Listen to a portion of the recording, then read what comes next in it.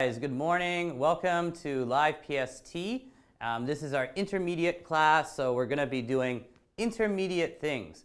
Now, if anybody is here, just please say hello. Tell me how you're doing. I'm doing okay this morning. I got a haircut on the weekend. For some reason, that took a really long time. I had to wait like an hour and almost 1 hour and a half actually to get a haircut. But I finally got a haircut, so I feel kind of refreshed because my hair was too long before and it was getting kind of gross in my opinion. But anyhow, yeah, no, that was the big thing for me on the weekend. I got a haircut, hung out with my kids, of course, and my wife, and didn't do anything really interesting, but yeah, we had a good weekend. So how about you guys? If you're here, just write, hey, how's it going? And tell me about your weekend a little bit. But of course, our plan for today is in our first class, we're going to be going over grammar. And in our second class, we will probably still be going over grammar a little bit in the second class, and then getting into some friendship-related phrasal verbs, which actually, this list is really good, actually. And then in our third class, of course, we need to talk about your assignment, and we need to do a little bit of writing practice. I will probably provide you guys with some kind of model of how I would approach the writing assignment for this week. But as you guys can see, like the title of this week's material is You Have Got a Friend in Me. You've got a friend in me. And this is a pretty common expression. Like if you want to tell somebody that like, hey, I'm your good friend, you can trust me. You say, you've got a friend in me. Like I am a good friend of yours, right? So that's what it basically means. But our grammar topic for today is not really exciting, but it's something that a lot of people make mistakes with. But before I do that really quickly, you have got a friend in me. You've got a friend in me basically means I am your friend. You can trust me.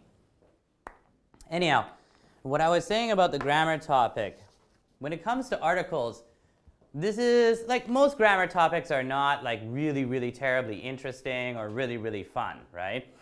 But articles are one of those grammar topics that, can be really, really boring, unfortunately, but a lot of students, even at really high levels of English comprehension and fluency, make mistakes when it comes to using articles effectively, right?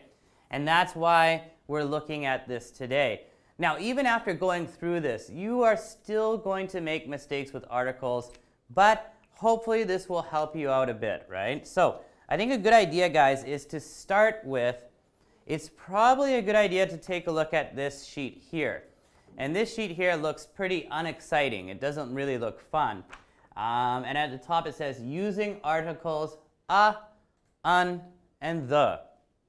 So let's take a look here. It says there are only really two types of articles: the indefinite articles a and un, and the definite article the.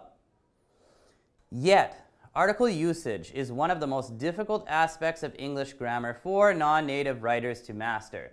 And not just non-native writers, it should just say non-native students, because problems with articles pop up not only in writing, but also in speech, right? I notice with a lot of students, whether they're low level, intermediate level, or high-level students, making mistakes with articles while speaking, it happens, right? Of course, high-level students make less mistakes, but it still happens. Anyhow, choosing which type to use is challenging because article rules are complex. They're complicated. They're not easy. And depends on information that sometimes cannot be found within the sentence itself, but in the context of the sentence in the piece you are writing.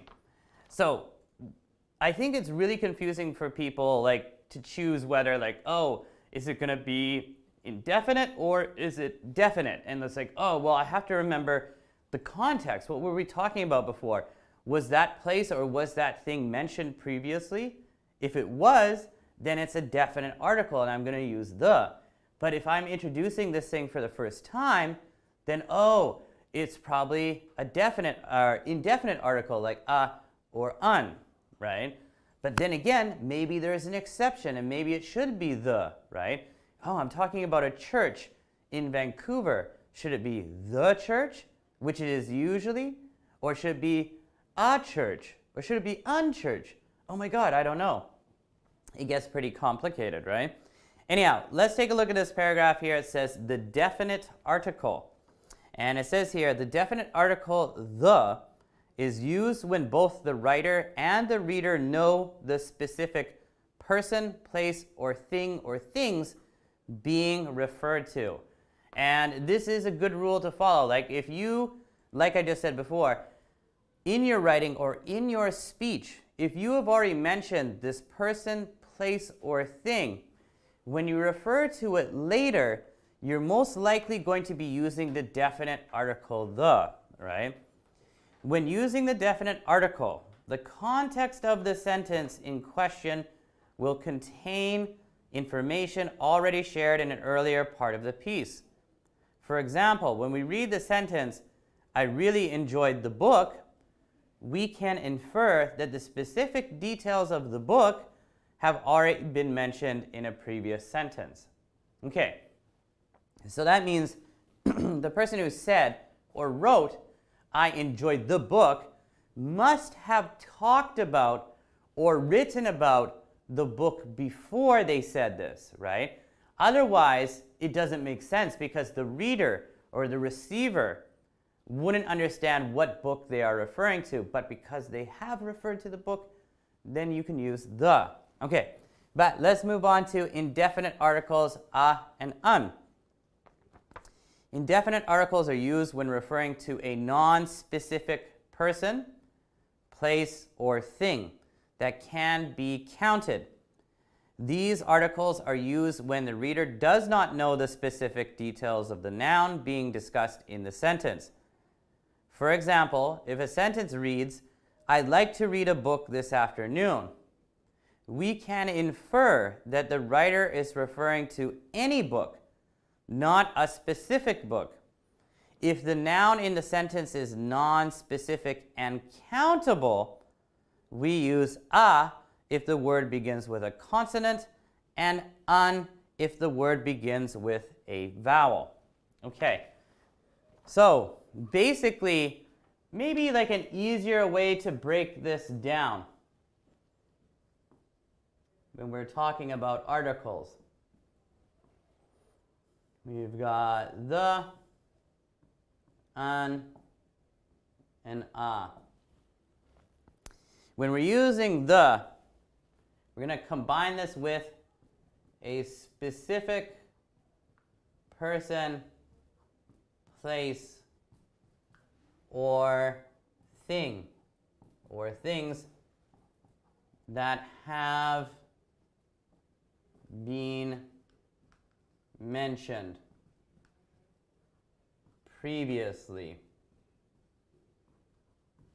Okay, un is a unspecific or non-specific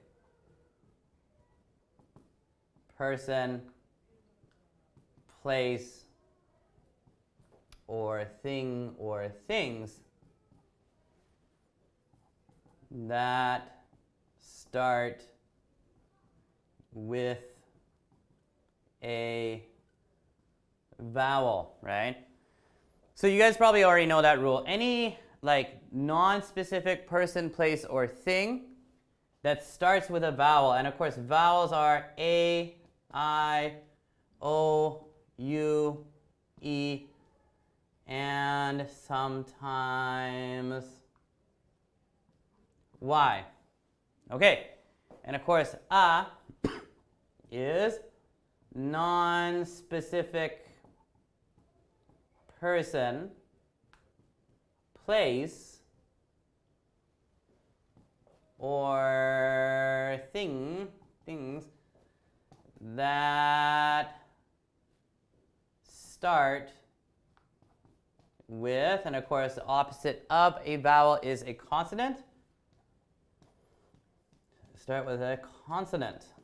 So we're talking about, C, K, Z, B, etc., etc. Basically, everything that is not a noun. Okay, now, it's also important to know when you are not going to be using the articles a, un, or the. So the next part of this article here says, no article required, proper nouns, plural nouns, and non-count nouns. Okay, so take a look at proper nouns first. So proper nouns name specific people, places, or things. And these nouns are capitalized. So any noun that you have to capitalize because it's a specific person, like John, or a specific place or thing, and it has to be capitalized. In this case, you do not need any article. You don't need a, un, or the. These nouns do not take articles because of their level of specificity. That sounds really funny. Specificity. That is hard to pronounce, even for me. Examples of proper nouns include people's names, names of cities and states, and names of companies, right? If we're talking about Apple or Samsung, right? Like if we said like you're going to go to Samsung headquarters, right? I'm going to go to Samsung headquarters. You're not going to go to a Samsung headquarters. So anyhow, plural nouns here we have very often do not require an article. For example, if you're writing or speaking about birds, it is acceptable to simply write, I have always enjoyed the sounds of birds chirping. However, if you had discussed a specific group of birds earlier in the piece, you would use the definite article the to convey to your readers that these were the same birds. For example, a family of bluebirds lived outside my house. The birds chirped happily that morning. So it really depends here. If these things have been mentioned before, like they are with most definite articles, you might want to use the to refer to those things that you talked about previously. But most plural nouns, when you're talking about them, they do not require an article. Lastly here, for non-count nouns, so nouns that aren't counted. Non-count nouns are words that describe substances or concepts that cannot be divided into separate pieces or counted individually. Examples include words like water, information, honesty, power. All of these words cannot be quantified and thus do not require an article. To better understand this concept, consider the word dollar and the word money. While both describe the same thing, we could write, I wanted a dollar, but not I wanted a money, right? If you want money, you just say, I want money. Because only dollars can be counted individually, but money is like an undescribable or indescribable amount of coins or dollars, right? Okay, guys, now this is honestly pretty tough stuff, right? It doesn't seem like it, but there's a lot of complicated information here. And I know this part here, you might think like, okay, well, I get it. That's pretty simple, right? Okay, it's a specific person, place, or thing that has been mentioned previously in speaking or in writing. That's not too bad. Un is combined with a noun where it's a non-specific person, place, or thing that starts with a vowel. And a is combined with a non-specific person, place, or thing that starts with a consonant. Oh, this is like pretty easy. No, it isn't. It's actually quite tough, right? And then there's all these rules about when you don't use articles. So probably a good idea, guys, is switch to the back here. And this is a pretty tough flow chart, to be honest. But this is pretty useful. Let's take a quick look at this. Maybe we don't need to go over all of this in detail. But it says at the top, which article to use? Ask yourself, is the noun specific, right? Not specific, specific, right? So it's broken into two different sides. So it goes over to specific noun. And it says here, for specific nouns, the speaker and audience know the specific things referred to. Use the definite article the, or in some cases, no article. Example, they went to see the movie I recommended. Ask yourself, is this specific noun a proper noun or non-proper noun? And then it goes down to proper nouns. For proper nouns, such as a person's name or a country, no article is required, right? I visited France. Of course, you don't say, I visited a France or I visited the France. In the case of a country, you do not need to include an article because it is a proper noun. Anything that is a proper noun is going to be capitalized. You don't need to use an article. Now, also, it might be a non-proper noun though, right? Whether singular or plural, the correct article to use with a specific non-proper noun is the definite article the. Example, don't swim in the lake alone. Yeah, that sounds scary, right? Don't swim in the lake. If you go to the United States and you go to a camp called, I think it's called Crystal Camp, don't swim in the lake alone. It's a really scary place. Nobody should swim in a lake alone. Well, no, unless you're an adult. For me, it's probably okay, but anyhow. All right, guys, so we went to specific nouns. Let's take a look at the right here. This is a lot more complicated, to be honest. It says non-specific noun.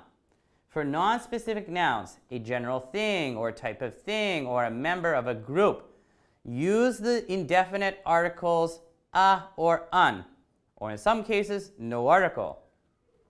Example, I want to see a movie. Ask yourself, is the non-specific noun a count noun or non-count, or countable noun or uncountable noun? I prefer the term countable and uncountable, but some people say, count or non-count noun.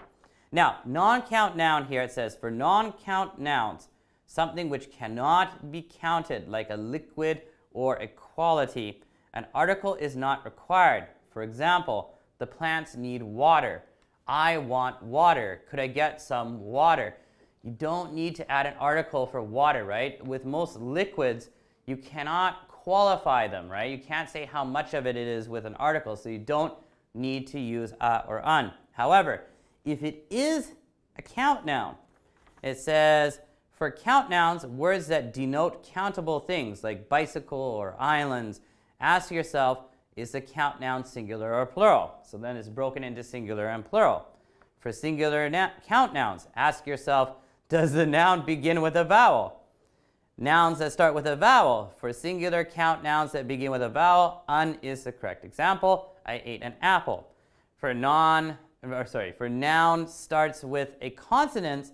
For singular count nouns that begin with a consonant, a is the correct article. Let's order a pizza, right? But if the noun is plural, if it's a plural noun, for plural count nouns, no article is required. So for example, tomorrow we should ride our bikes. Blech. All right, guys. So I do think this flow chart here and the information on the front here are quite critical. Like, this is really, really useful stuff. Now, let me give you my own kind of personal feelings about articles. Like I said before, and like that article says, articles are one of the most complex and difficult grammar rules in the English language. When you first learn about articles, you probably think like, okay, it's not so bad, right? And then you're becoming an intermediate level student and you're still making mistakes with them. And then you're becoming a high level student, and even though you're fluent and you're quite accurate, some of the mistakes you make are still in regards to articles. Like, so for me, I mark a lot of like TESOL final assignments, and sometimes there are students who are really fluent in English, right? They're really, really good at English. They're 99% done, right? But even when I mark their papers, they still make a few tiny mistakes with articles. So in my opinion, it's good to know how to use articles correctly. However, I don't think it's a good idea to overthink it. Like, whenever you're going to be using a noun, you're like, oh my God, is it a, un, or the? try not to worry about it that much. However, when you do make mistakes with articles, sometimes it does make what you are saying sound kind of funny and not really work, right? But I don't think it's also a good idea to over-focus on articles. However, it is good to study it from time to time. Anyhow, guys, I just want to erase this off the board. I think a good thing to take a look at here would be this here before we move on further. How to use and un. This is quite well done. It's kind of divided the information into an easier to understand way. So let me erase this here. Feels a bit funny. I don't know why.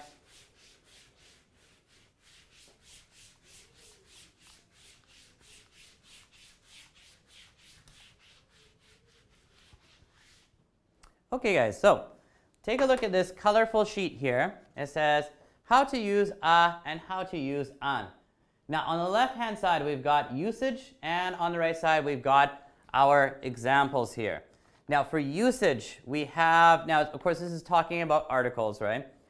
Use before words beginning with a consonant sound. So we know if we're going to use an article before a word that starts with a consonant, like, I don't know, M, L, C, K, B, etc., H, who knows, you're going to be using right? A man, a lamp, a cat, right?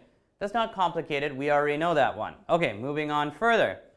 Use before words that begin with a vowel sound. So, of course, if we have a vowel sound at the beginning. Now, actually, that's a really important point. Yeah. Now, what we looked at before, the difference between using and an depends on whether it is a vowel or a consonant, right? And we know what vowels are, and we know what consonants are. But also, it's important to remember, it's not about whether it actually is a vowel or a consonant. It's about whether it makes a vowel sound or a consonant sound, right? So anyhow, use before words that begin with a vowel sound. An apple, an eraser, an umbrella. There are some exceptions where, like, let's say, for example, this one here. Hour, right? You would think H is not a vowel, right? H, of course, is a consonant. So you would think you say a hour. I'll be there in a hour. But actually, using the article a with hour is actually incorrect. And why is it incorrect?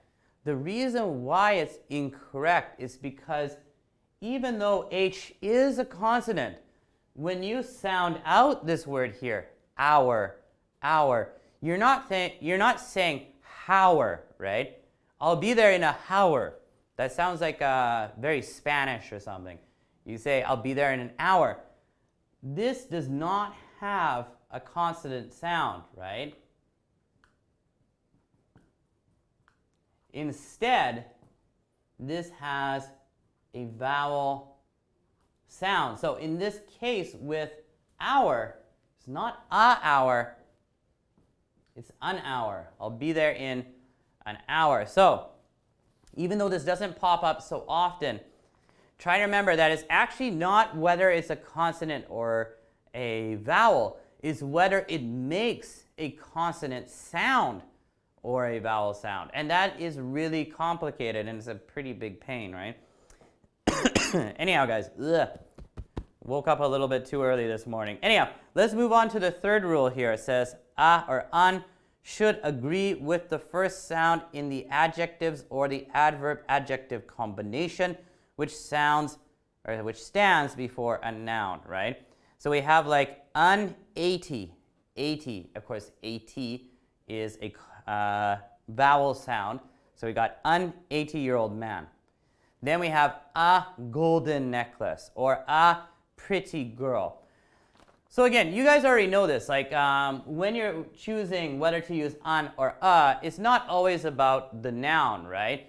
If somebody has used an adjective to describe this noun or an adverb adjective combination, all you need to do is follow the same rule. You have to just look or listen, think about the sound that it's going to make, right? An 80-year-old man, of course you're going to use un because 8, golden necklace, because consonant sound with golden, and pretty girl. You've got that P sound with pretty, so you're going to use the article a.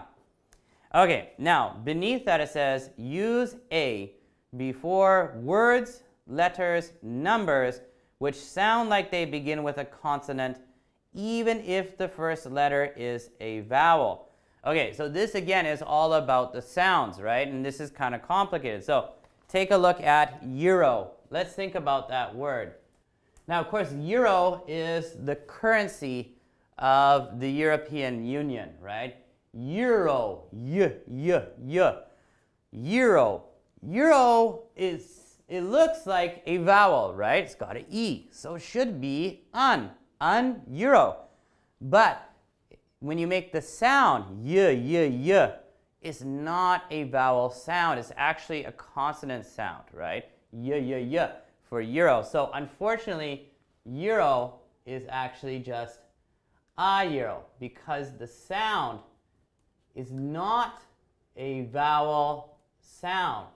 It is actually a consonant sound. Yikes. Or same thing with university.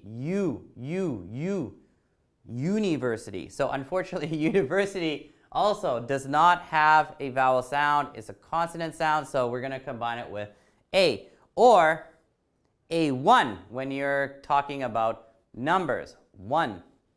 So anyhow, use a before words, letters, numbers which sound like they begin with a consonant, even if the first letter is a vowel. And our last rule here, use un before words, letters, numbers which sound like they start with a vowel, even if the first letter is a consonant. And this was what I was talking about before, right? So we've got un-hour, un-f, un-8, right?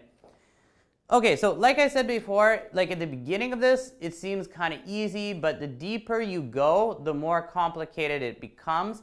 Like you think like, oh, it's only depends on whether it is a, vowel or consonant.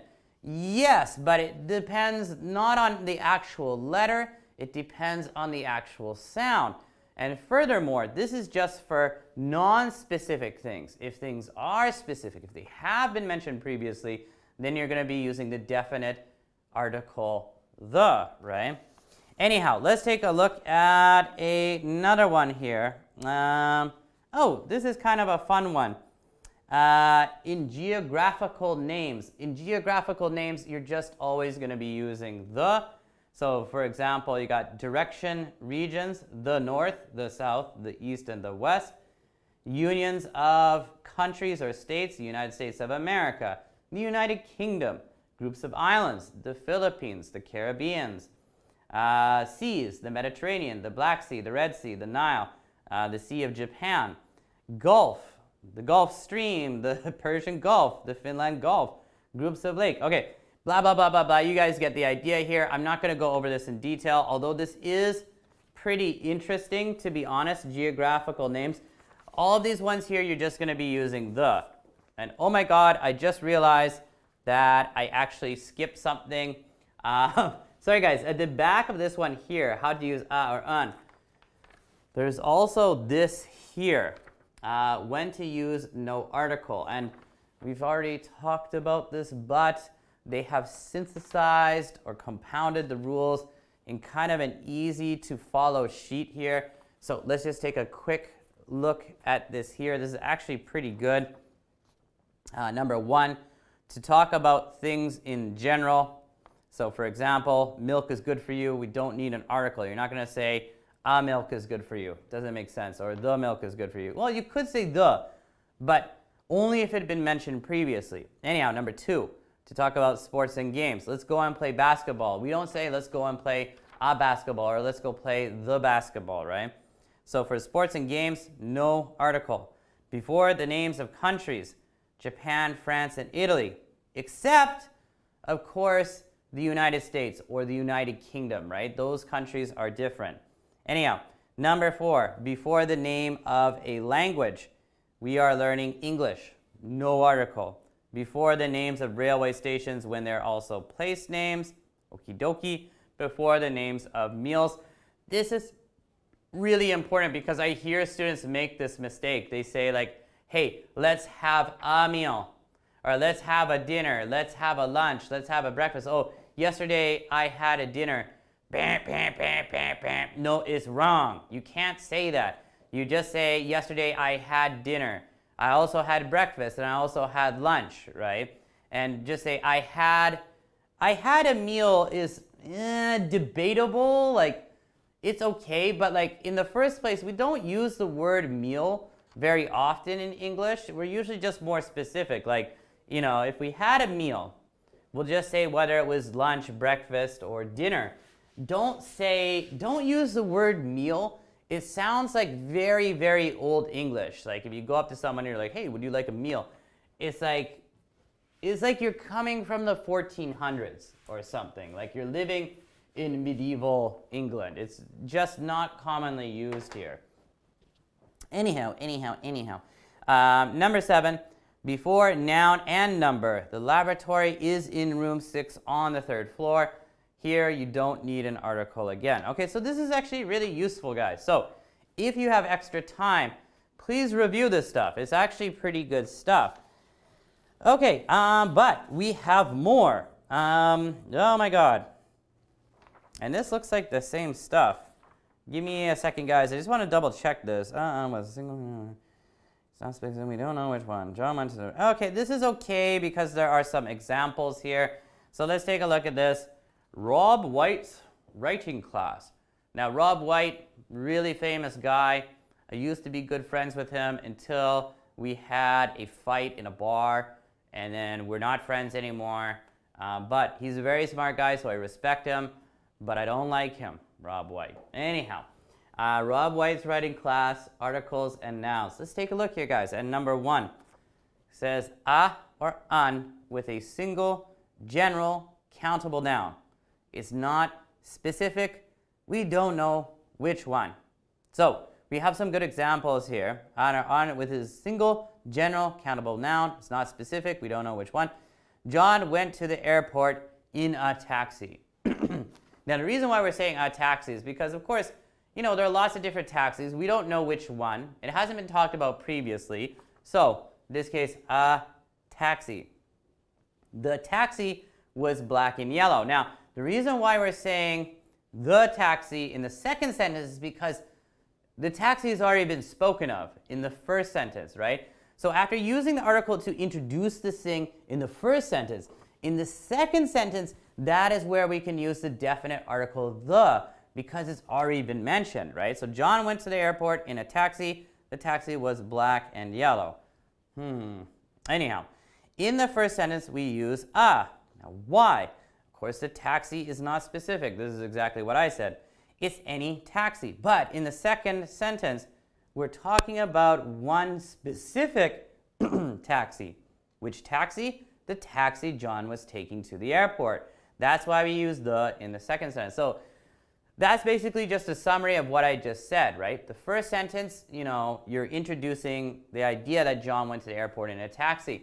The second sentence, when you refer to the taxi again, you must use the because you already talked about the taxi beforehand. Everybody knows what it is. So in the first sentence, taxi is not a specific noun, right?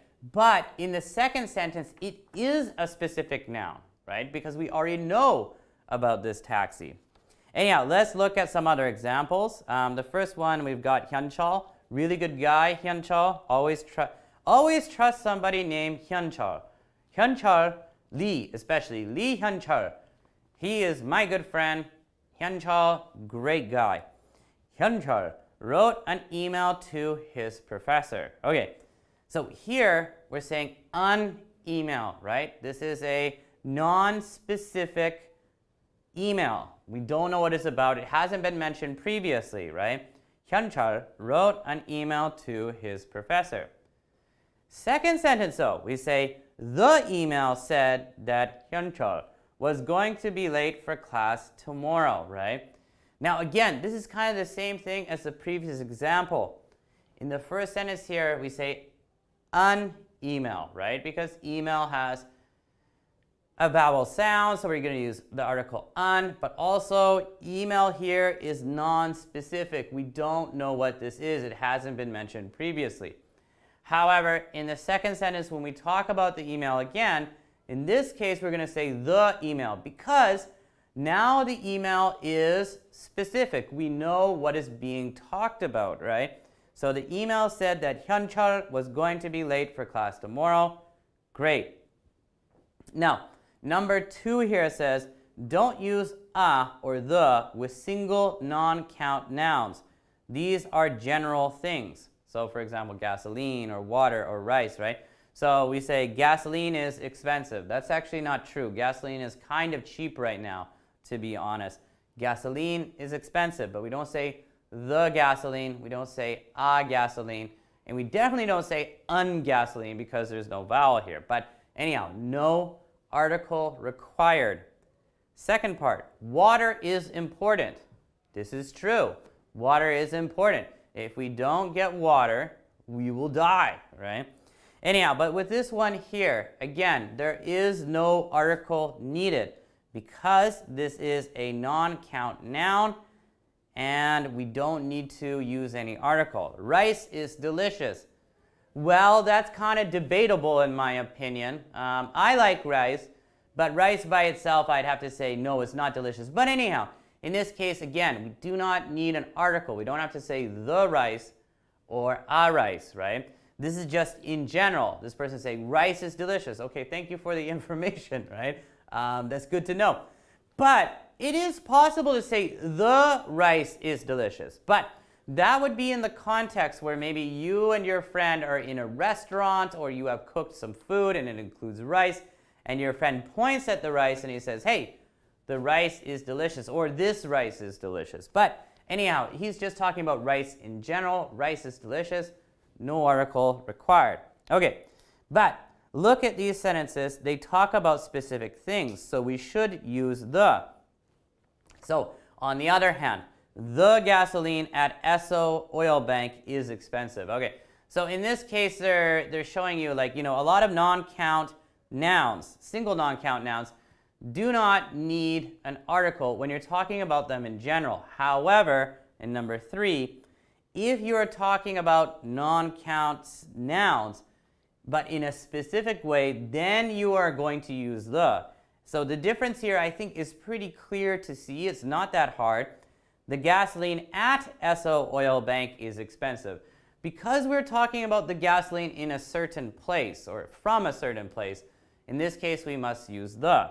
Or the water in Victoria is clean, right? The water in Victoria. This is just making it just much more specific, so we're going to use the. The water in Victoria is clean. This is probably true. Victoria is a pretty clean city, so the water is probably pretty clean. The next one, the rice in this restaurant is delicious. That's what I was just talking about. If you are in a restaurant and you're referring to the rice like on the table and you think it's good, yeah, the rice in this restaurant is delicious. Totally fine. Okay. All right, guys, so we got that done. Please take a quick look at the backside here. Don't worry, we just have a couple of more rules. Then we'll take a break, and then I hope we don't have to talk about this in the second class. But anyhow, number 4 here says use a with counters plus non-count nouns. So in these sentences, use the same rules as number 1. So I have a bottle of vinegar in my bag. The bottle of vinegar costs $1.50 at Home Plus. Home Plus? What is Home Plus? Not important. I guess it's a store. Home Plus, I think that's in Korea. I don't know why this is a Korean example, but anyhow, it doesn't matter. All right, so the rule here is basically the same as number 1. I have a bottle of vinegar in my bag, but the second sentence, the bottle, blah, blah, blah. The reason why, of course, in the second sentence is because this item, this bottle, has already been discussed or mentioned in the first sentence, and that's why we could use the definite article the in the second sentence, but in the first sentence, we are going to be using the indefinite article a, and also because it's a consonant, right? Anyhow, let's take a look at number 5. You must use the when the reader knows the noun you're talking about because it is unique. So this is pretty easy. The first one, you should not look directly at the sun. In this case, there is only one sun. Well, actually, no. We know in the universe that there are many different suns, but we know that in English when we talk about the sun, like you shouldn't look at the sun, oh, the sun is so bright today, the sun is so hot today, etc., etc. Of course, we're talking about the only sun that we have in our solar system, right? Our sun. Sounds weird. I think that could get confusing for Korean people, you know, like, hey, don't look at the sun. You're like, hey, but I like Sun Min. He's a good guy, right? And they're like, no, no, no, the sun, not Sun Min, right? Oh, bad joke, right? Anyhow, the second one here, please close the door when you come in the class. Ew, this sentence is kind of disgusting. Please close the door when you come in the class. When you come into class, right?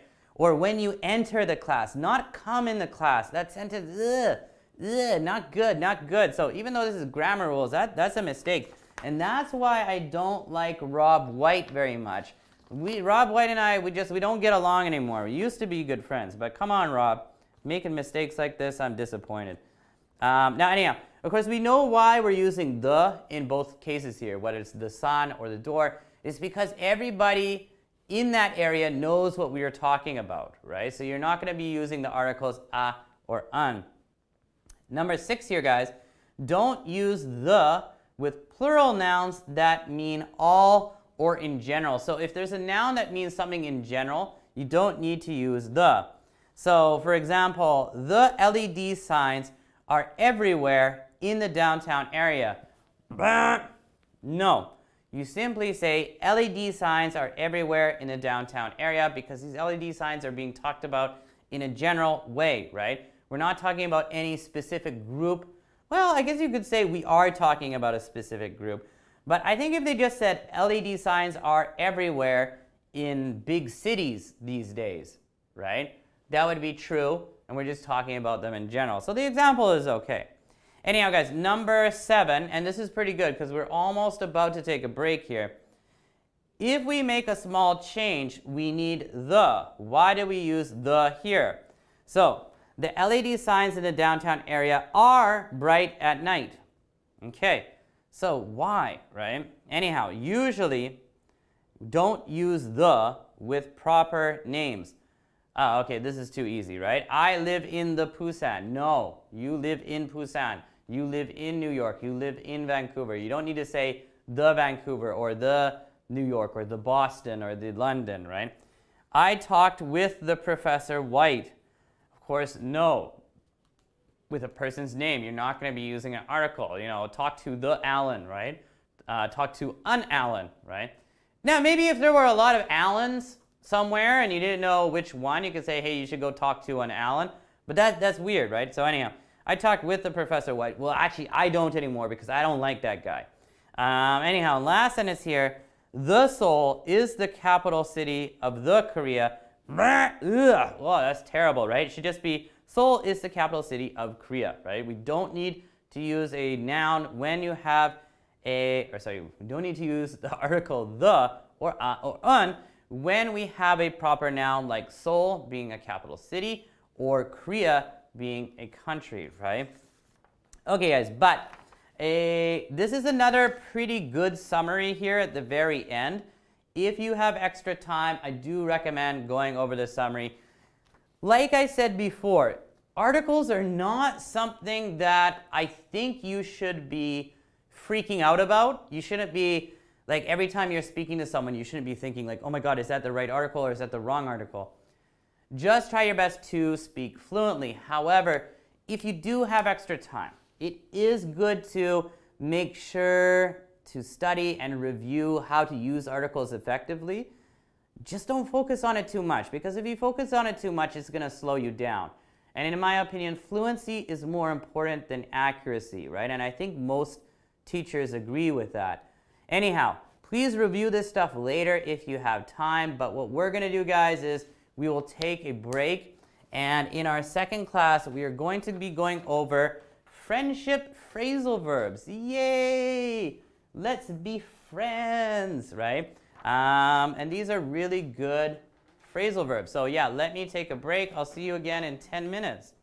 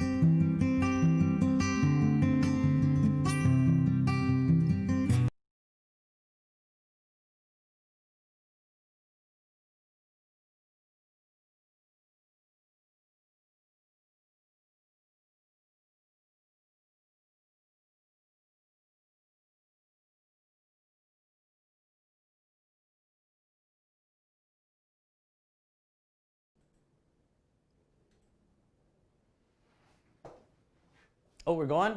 Hey guys, welcome back to Live PST. Yeah, this is the second class for our intermediate class. And of course, like I said before the break, we are taking a look at some phrasal verbs. We also have some idioms on the other sheet as well. I'm not sure how much we're going to get through. Let's see how it goes. But of course, I want to start with the friendship phrasal verbs because these are, in general, more useful, right? So let's take a look here. We actually have a lot of good friendship phrasal verbs. And the first one we have here is count on. So, of course, the meaning is already written down there. It says to count on, or to be able to count on somebody is to be able to depend on someone to do what you want or expect, right? So basically, when you say, you can count on me, you're saying, you can rely on me and you can trust me. I will do what I say, right? I'm a reliable, trustworthy person, right? So an example here might be, yeah, something as simple as, you can always count on me. You can always count on me. You could always trust me to do what I say. I'm a reliable person. So count on is actually a very good phrasal verb, right? If you're in trouble, you can count on me. I'm going to help you out, right? Now, count on, though, is very similar to rely on or also depend on. Depend on, rely on, count on, basically all have the same meaning and can be used interchangeably. But they're all good, so I highly recommend using them. Next one we have is too simple. You guys probably already know hang out, right? To hang out with somebody is to spend time with someone or in a place also.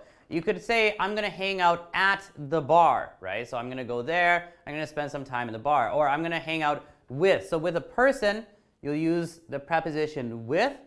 And if you're going to say a place, you're going to use at, right? I'm going to hang out at the park, right? The park, because we only have one park in the city, so it's a definite article, right? Or I'm going to hang out at the bar on Robson Street, right? Or I'm going to hang out with John. But when we use hang out, yeah, to spend time with a person or thing, or not thing, I'm going to hang out with this thing, right? I don't know, our example could be here, I am going to, in the future, right?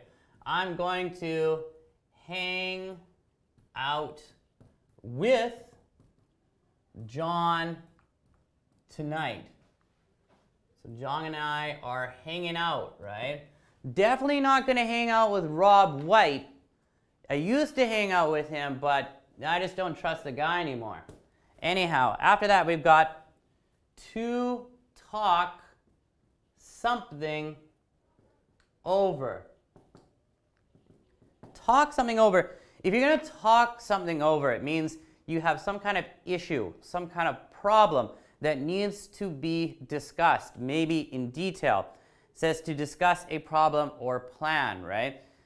For me, when I use to talk something over, it's usually used when I'm talking about, I don't know, an issue or a problem. Yeah, it could be a plan, but usually I use it with an issue or with a problem. So let's say you and a good friend of yours, or you and your partner, you have some kind of issue, right? Like maybe the issue is dividing up house chores, right? Who's throwing out the garbage, and who's doing the dishes, and who's cleaning the apartment, yada yada. So maybe you want to talk about this issue with your roommate or with your partner. You say, let's talk this over.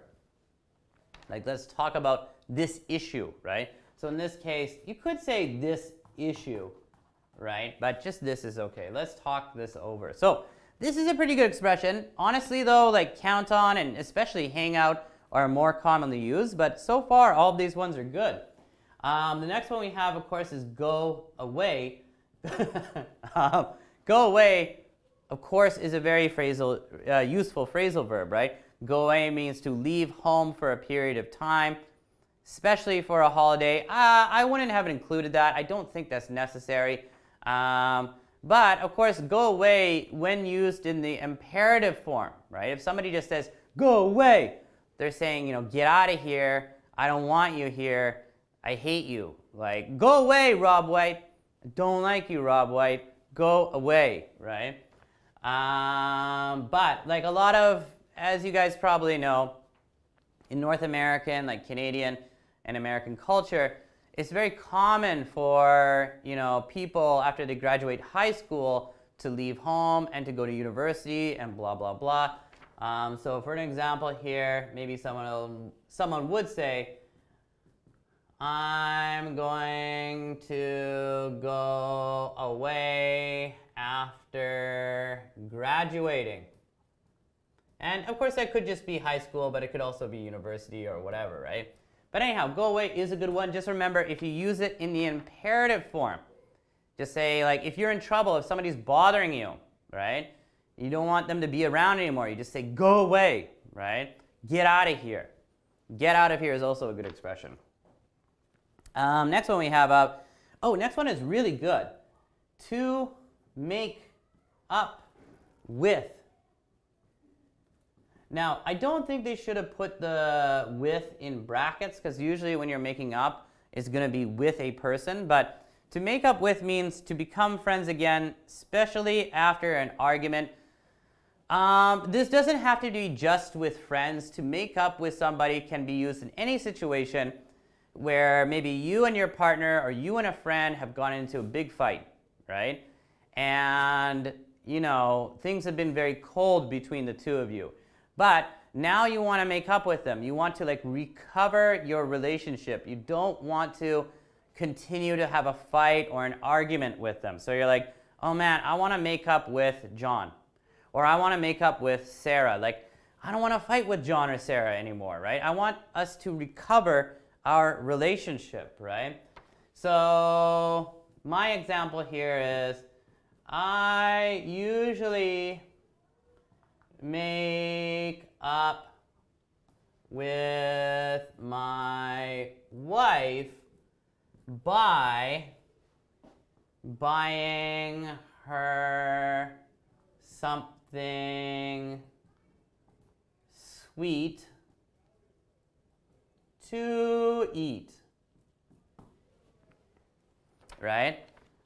I usually make up with my wife by buying her something sweet to eat. So in the past when my wife, and if you're married, there's no perfect relationship or no perfect marriage, right? I hate people who pretend oh, my relationship with my husband or my wife is 100% perfect. We never have problems. No, I don't believe you. That's a lie, right? Everybody has arguments with their spouse, right? Everybody has arguments with their husband or wife. Maybe it's because one of them is having a bad day or both of them are having a bad day and there's some kind of issue and they argue about it, right? But anyhow, for me, in my case, I usually make up with my wife by buying her something sweet to eat. So usually if we had a fight and I'm starting to feel bad after, right? And I'm thinking oh man, why did I fight with my wife? Right? It's so stupid, right? I love my wife. I shouldn't fight with her. She's the mother of my daughters, right? So usually I'll go, I don't know, to some kind of chocolate place in Vancouver. There's a lot of different stores that sell specialty chocolate items, and I'll get her a nice cookie or ice cream or some chocolate, something sweet, and then I'll give it to her, and then we'll talk about the problem and we'll make up, right? And after making up, everything can, get back to normal, right? But sometimes she doesn't actually forget and she brings it up again later, which is always very confusing for guys. It's hey, I thought we made up. Why are you bringing this topic back up again? Anyhow, let's take a look at the next one, guys. We got drop out. Bum, bum, bum. Now, drop out is definitely not good. Drop out means to leave an educational institution before you finish your course, right?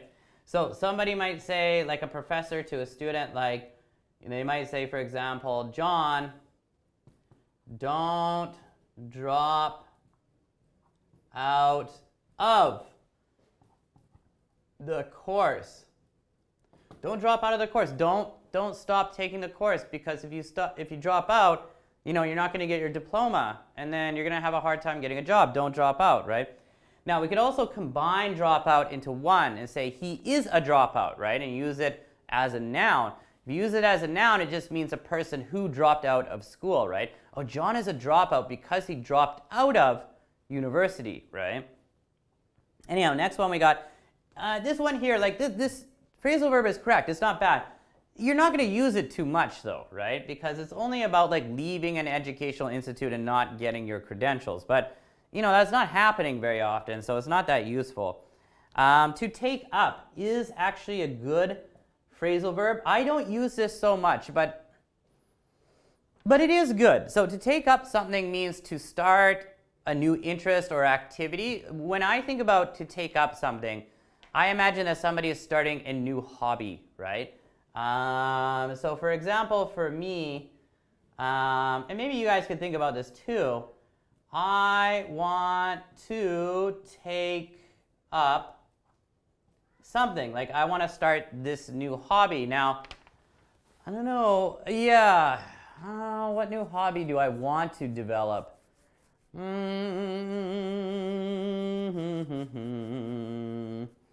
want to take up, I'm going to say gardening, although that's not exactly true. Yeah, sure. I want to take up gardening, right? I want to develop this new hobby, and I want it to be gardening. This is true and not so true. If I lived somewhere where it was possible, I think I would like to not plant flowers, not plant that kind of stuff, but actually I'd like to grow vegetables, because when I was growing up, I lived on a farm with my family, and my dad was really good at growing vegetables. So if I had a chance, if I lived in the countryside, yeah, I want to take up gardening. Okay, so if you take something up, just remember the meaning is you're going to develop a new interest or a new hobby. After take up, we have look after. Look after, I think, is too simple for you guys. You guys probably already know the meaning of look after. To look after somebody means to take care of something or someone, right? Like let's say you're in Starbucks and you know there's a person sitting pretty close to you with their laptop, and they're like, hey, excuse me, I have to go to the bathroom. Could you look after my laptop while I go to the bathroom?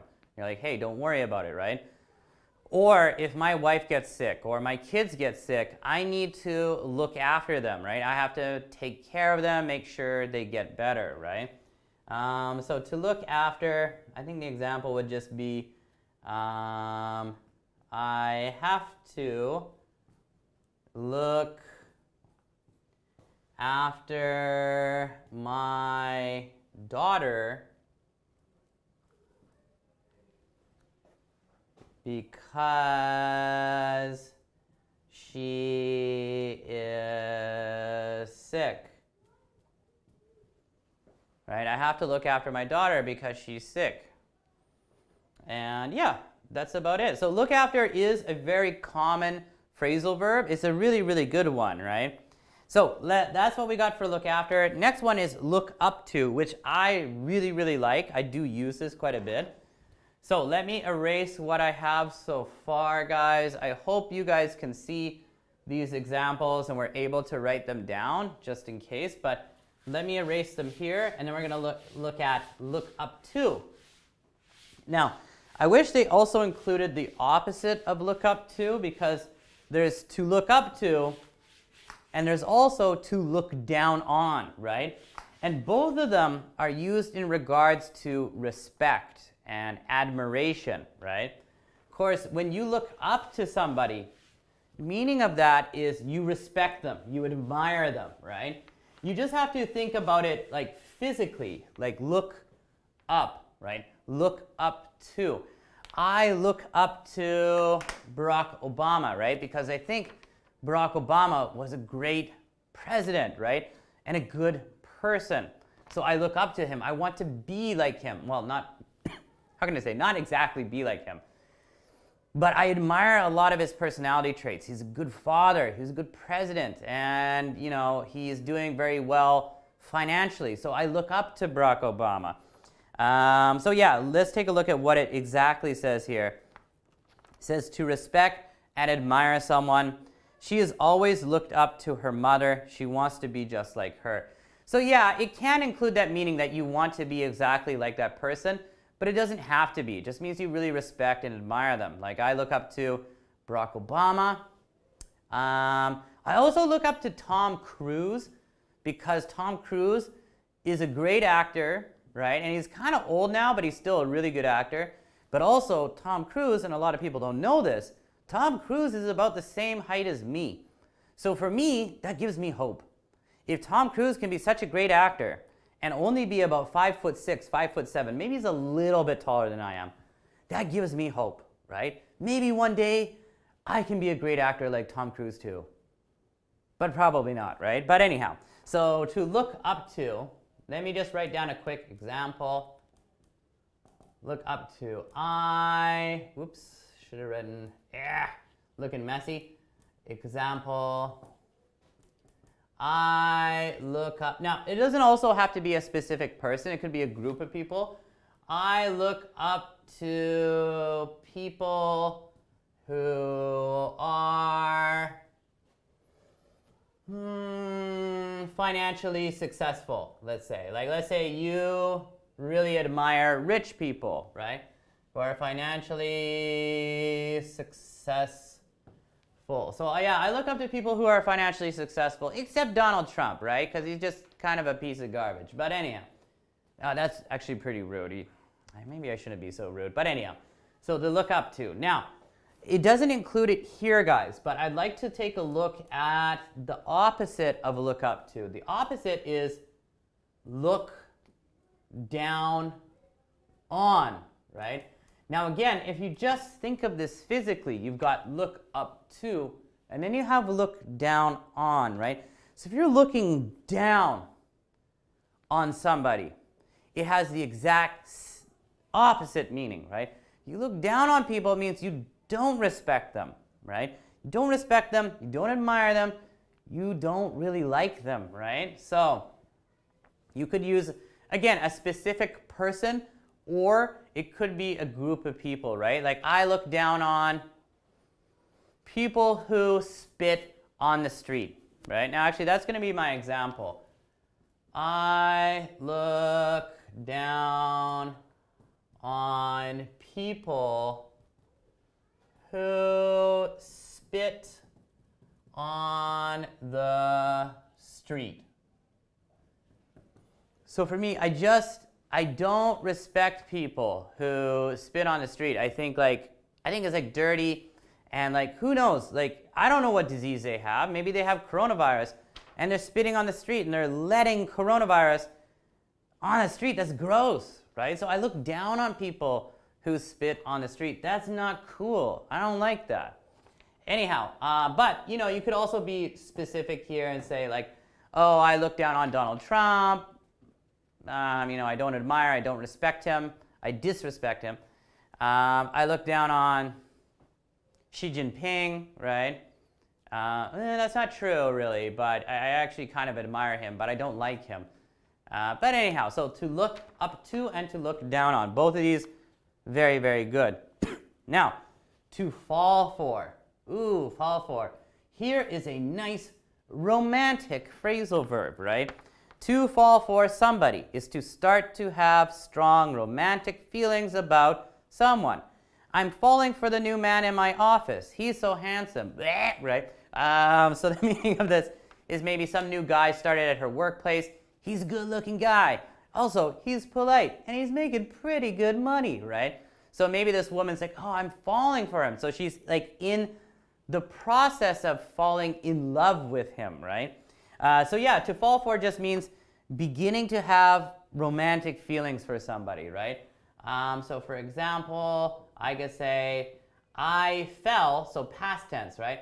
I fell for my wife maybe after 3 or 4 dates, right? So we dated we dated for a while, of course, but after 3 or 4 dates, I really fell for her, right? I was like, oh wow, I really like this woman. She's really awesome. You know, blah, blah, blah. So anyhow, to fall for. We got fall for, and then we have fall out. Fall out is interesting, right? To argue with someone and stop being friendly with them. So it's kind of like the opposite of make up. You have a falling out, and then maybe you make up and you become friends again. But anyhow, she fell out with her sister after her sister borrowed her camera and then lost it. This sounds like a pretty common sibling situation, right? So to fall out means to like no longer be friendly with somebody, and we say fall out with. I fell out with Rob, right? I hate that guy, Rob White. Anyhow, I fell out with Rob after he kept bragging. So Rob was always bragging, like, I'm the greatest English teacher ever, and I'm the best, right? So I was like, don't like you anymore, Rob White. So I fell out with Rob White. So Rob White and I, we are no longer friends. So if you fall out with somebody, it means you are no longer friends with them, or you're no longer on friendly terms, right? Anyhow, so that's fall out, guys. Next term we have here is make up. To make up. Now, why did they include this? Because we already looked at make up with. So make up here, again, it says to become friends with somebody after a fight or argument. I fight with my brother all the time, but we always make up soon afterwards. Sorry, guys, I don't know why they included this twice. Make up is the same as make up with. So, like, if you fall out with someone, but then you want to recover the relationship, you make up with them, right? Maybe you go out and have a drink and you discuss things and it gets better. Anyhow, so skip make up. Let's take a look at put down. Now, to put down somebody, or to put somebody down, this is not a good thing, right? It means to say bad things about someone or to insult them, right? If I put my friend down, it's like I say bad things about my friend. Like, oh, John, like, you know, John, he's kind of stupid. You know, John's ugly, and, you know, he's got that weird, like, thing on his nose. You know, that, like, weird pimple that never seems to go away. John, he's a really ugly guy. You shouldn't hang out with him, right? I'm putting John down, right? So putting John down, right? Or I put down John. This is not cool. This means like you're saying something bad about somebody. You're insulting them, right? So anyhow, the example they have here is it makes me angry when she puts me down in front of my friends. Yeah, that's not cool. If you're like in a group of friends and one of your friends is putting you down in front of your other friends, that's really insulting, right? It's really awful to do that. Or sometimes this happens in the office. Somebody puts another person down in front of others. And in my opinion, in an office environment, that is completely unprofessional. Nobody should be putting down a coworker in front of other people. If you have a problem with a coworker of yours, or maybe a subordinate, if you're the boss, take them aside and explain the problem. For me, in my opinion, when it comes to the workplace, there shouldn't be too many emotions in the workplace. The only emotions we should display in the workplace are hopefully satisfaction and happiness. I don't want to see sadness. I don't want to see crying in the workplace. I think that's disgusting. But I also don't want to see mean behavior in the workplace. The crying part, I do understand sometimes, so that's okay. That's okay. But like anger in the workplace, I think is completely useless. So anyhow, what am I talking about? My example here will be we should not put down our colleagues, right? Of course, we should not put down our colleagues. We should not insult our coworkers and colleagues, and we shouldn't insult our friends either, right? But this happens a lot when you're in high school. You know, people are always making gossip and insulting each other. I don't know. Last one we have here on this idiom list, which is actually such an awesome list, is to put up with. Now, to put up with somebody or something means to be able to tolerate somebody or something, or to accept an unpleasant situation, although you do not like it, right? So I remember, for example, when I lived in South Korea, there were, sorry guys, one second. Sorry, it's not corona, just itchy throat. But when I lived in South Korea, there were lots of Korean foods that I really liked. A lot of meat dishes or rice dishes, noodle dishes, etc., etc. Lots of things I really liked. But there were a few dishes I didn't like, of course, right? And one of them was this dish where it's kind of like a spicy seafood soup. I think it was called haemultang, maybe. Anyhow, a good friend of mine, a good Korean friend, he invited me over for dinner at his parents' place. We were both in university, so we're both in our early 20s. And he invites me over to dinner at his parents' place, and I go over, and his parents are super nice. His mom has cooked all this food, and I'm really grateful. But she brings out this big pot, and it's this spicy seafood soup with a lot of veggies in it too. So actually, I think it's really healthy. Bean sprouts, blah, blah, blah. But it had things like octopus and squid in it. And Canadian and American people, we don't eat squid and octopus very much. Like, it's very unfamiliar to us, right? And so we usually find when we eat it, it's too chewy and we don't like the texture. So a lot of, this is a good hint for you guys. If you want to hang out with a Canadian or American, probably not a good idea to go to a seafood restaurant with them. Probably better choose some kind of meat dish or something like that. Anyhow, but of course the mom is just being nice. So she serves me this haemultang. Now, of course, I don't want to be disrespectful, right? I'm not going to refuse the food and say hey, I don't eat that, right? I wasn't raised that way. My parents raised me to be polite. So I ate the soup, right? But I was trying to eat the soup as quickly as possible because I really didn't like it. And so I finished it, and then she's like, oh, you want to eat more? And I was like, no, actually, I'm okay, I'm full. But she kept giving me more and more. So I think I had 3 bowls of this spicy seafood soup, and I didn't like it, but I put up with it, right? Because I didn't want to show disrespect to my friend, and especially to my friend's mom, who worked so hard. So I put up with that soup because I didn't want to be disrespectful.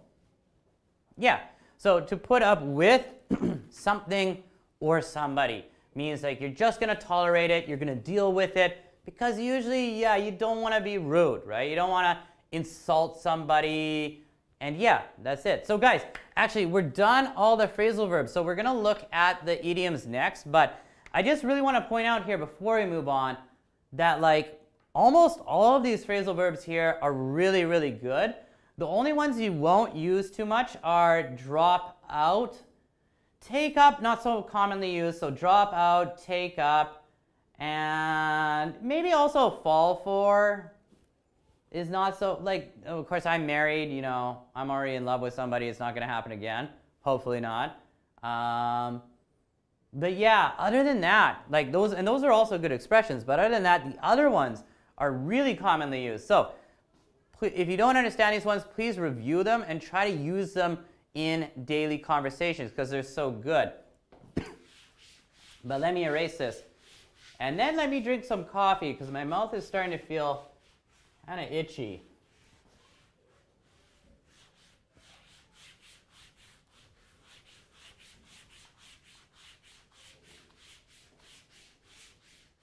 Okay, 1 second, guys. Okay, guys, so for the idioms, you have to look at the backside or look at the other page, because then we have friendship idioms. Now, these are also really good, but of course, phrasal verbs are always more useful. But let's take a look at this one. First one we got is a shoulder to cry on. Now, this is a good one, a shoulder to cry on. I am your shoulder to cry on. Like, you can cry on my shoulder, you know, wah, wah, wah, wah, wah, right? Like, oh, no, no, it's too wet. Oh, gross, get away from me, right? But if you say, I am a shoulder to cry on, right? That's someone who listens very sympathetically, right? I think everybody has at least one friend, or, you know, maybe your mom. Could be your dad, but probably your mom, and maybe also a friend who's a very sympathetic person, right? Like, if you're feeling bad, you're having a tough time, you go talk to them about your problems, and they are a shoulder to cry on, right? They'll comfort you, and they'll be like, hey, I understand what you're going through, man. It's gonna be okay, right? Now, guys don't literally cry on other guys' shoulders. It could happen, but that's showing such a great amount of weakness that for guys, we don't usually do this. But I think women do this maybe more often than guys do. Unless for a guy, like if something really traumatic happened to him, then of course it's okay to cry, right? Like if somebody dies, that's okay. I don't want to be such an awful person. But in general, you know, if a guy had a tough day at work and he's crying, no, that's not cool, right? Like, yeah, any of my male colleagues, if they're like, man, I'm having a tough day at work today, I'd be like, please don't cry in front of me, ugh, right? But anyhow, maybe that's sexist, maybe I should shut my mouth. But the way you might use this is, don't forget that I am your shoulder to cry on, right? So for my wife, of course, I am her shoulder to cry on. My wife is having tough, I'll be sympathetic towards her. And because sometimes, you know, when you're married, you have to support each other. You have to be a shoulder to cry on for each other, right? Anyhow. All right, so that's the first one. And number 2 is a very interesting one. Birds of a feather flock together. And what this means is people who have the same outlook, taste, interest will usually be found in each other's companies. It means people with like a similar attitude will bond together and become friends, and they'll hang out together, right? And it might be hard to hang out with those people because they all like soccer, so they all hang out together, right? Birds of a feather flock together. When I was in Korea, I learned I think the Korean expression for birds of a feather flock together is gili gili moinda, right? So I don't know if you're Korean, but if you are, I think that's the rough translation. But yeah, actually, I can't really make an example out of this. Like, I think the only time you would use this is if you know, you saw a bunch of guys who like soccer and then they all become friends and they only hang out with each other, and you'd be like, well, birds of a feather flock together, and that's it. So let's take a look at number 3 instead. So number 2 is good, but we don't use it too much, right? Close knit. Close knit is a good idiom or expression. If you think of knit, knit is related to knitting, right? You know, like grandmothers like to knit sweaters, right? Close knit. A close knit thing, a close knit family is a family that's really close to each other, right? They hang out together, they are each other's own best friends, right? Or, you know, John and Sarah have a really close-knit relationship, right? They're really, really close with each other, and good for them.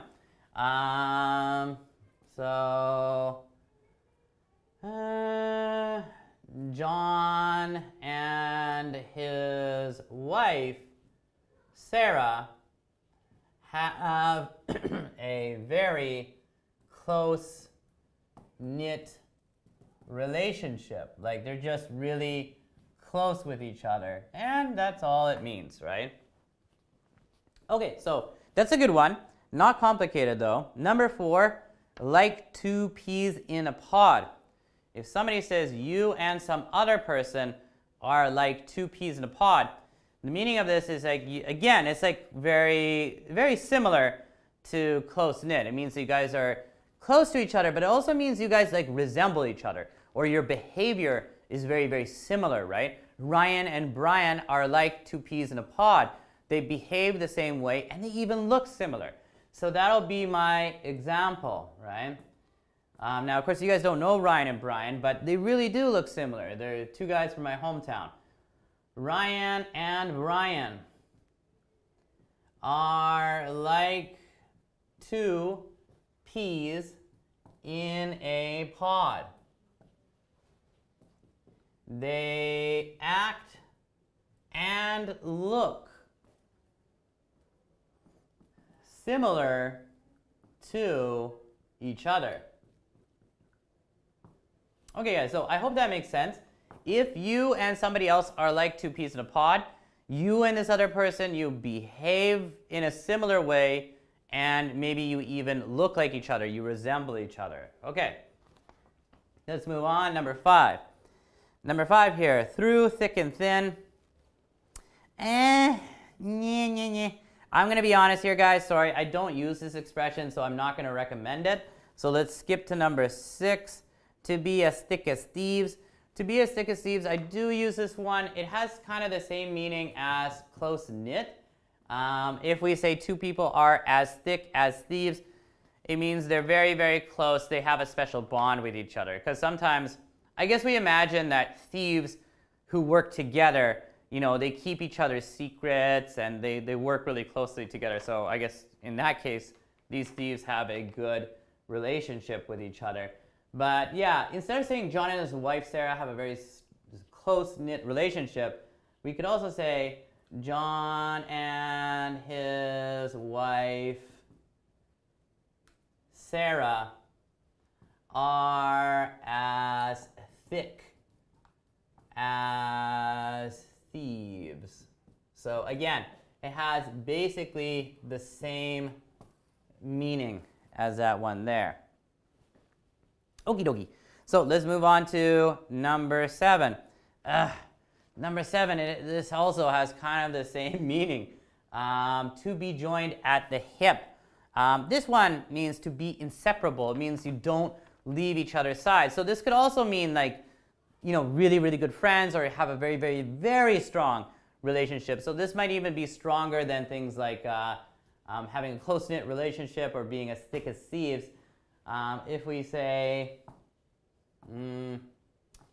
let's use Ryan and Brian. Ryan and Brian are joined at the hip. Now, I know there's a lot of people, and especially like Korea and Japan, that don't, like, you guys know the word hip is a body part, but you confuse it with like bum or buttocks, right? No, hip is just on the side. So joined at the hip, the meaning is that they're actually like physically connected at the hip. They're like conjoined twins, right? They're inseparable. They're very close with each other. So Ryan and Brian are joined at the hip just means Ryan and Brian are very, very, very close. So again, it's similar to 6 or similar to number 3, but it is a stronger expression. Like they're so close with each other that they're inseparable. They don't want to be separated. Okay, but let's take a look at number 8. Number 8 is to be on the same page or to be on the same wavelength. This is a good expression. I usually say page and not wavelength. So, for example, if you say to somebody as a question, you say, are we on the same page? You're saying like, are we thinking in the same way? Do we agree? Are we in agreement, right? Are we on the same page? If we're not on the same page, why don't we discuss this in more detail, right? But if I think the same way as my friend Kazuma, right? Kazuma and I both think like, you know, maybe this plan is not a good idea. Kazuma and I can say like, yeah, we're on the same page. Like, I don't like this idea, right? Or, you know, like maybe I ask Kazuma, I'm like, hey, where do you want to go for dinner? And he's like, I don't know, let's think about it. So we're both thinking. And then we both say like, Pizza Hut, right? At the same time. We're like, whoa, we are on the same page, right? Yeah, let's go to Pizza Hut. I don't know why I thought Pizza Hut. Maybe I just really want to have pizza. I don't know. Anyhow, number 9, guys. Number 9, I'm sorry, to build bridges. This is just something I don't use. I'm not going to recommend number 9. But number 10, number 10's all right. Number 10 is an expression I do use. To bury the hatchet. To bury the hatchet is an interesting expression because it comes from the First Nations people of Canada and America, or the Native people of Canada and America. A lot of the Native people of Canada and America were famous for using hatchets. Now, a hatchet is an axe when they were fighting somebody or in a war, whether they were throwing the hatchet or they were using it in close combat. Anyhow, so to bury the hatchet, now bury means to put something underground, right? You make a hole and then you put the hatchet in it. So that's very symbolic, right? If you're going to bury the hatchet, it means you're going to stop fighting. You want to have peace, right? So to bury the hatchet means to end a conflict. Like, maybe I don't like Rob White very much, right? But we've been fighting for a long time.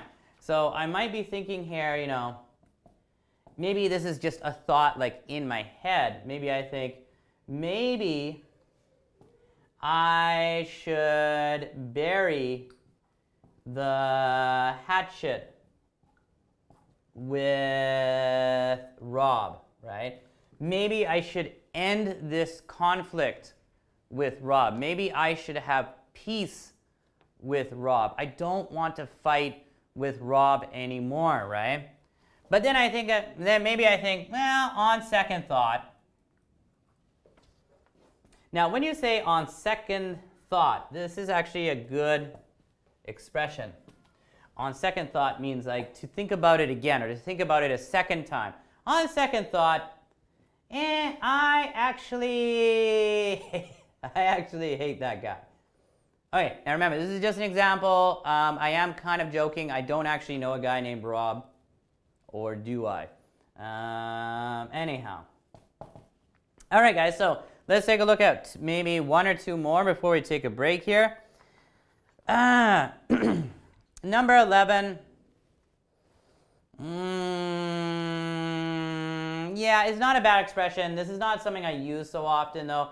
But to clear the air means like, surrounding a conflict or a fight or a problem that you have with somebody. It's like it's very cloudy or there's a lot of problems, right? So to clear the air is to try to like get rid of that problem or like calm things down so we can talk about things in a reasonable way. So the explanation here is correct. It's a little bit hard. It says to diffuse the tension, right? Now we know what tension is when you get tense, right? You're arguing with somebody and you're tense. You're like, I hate that guy, right?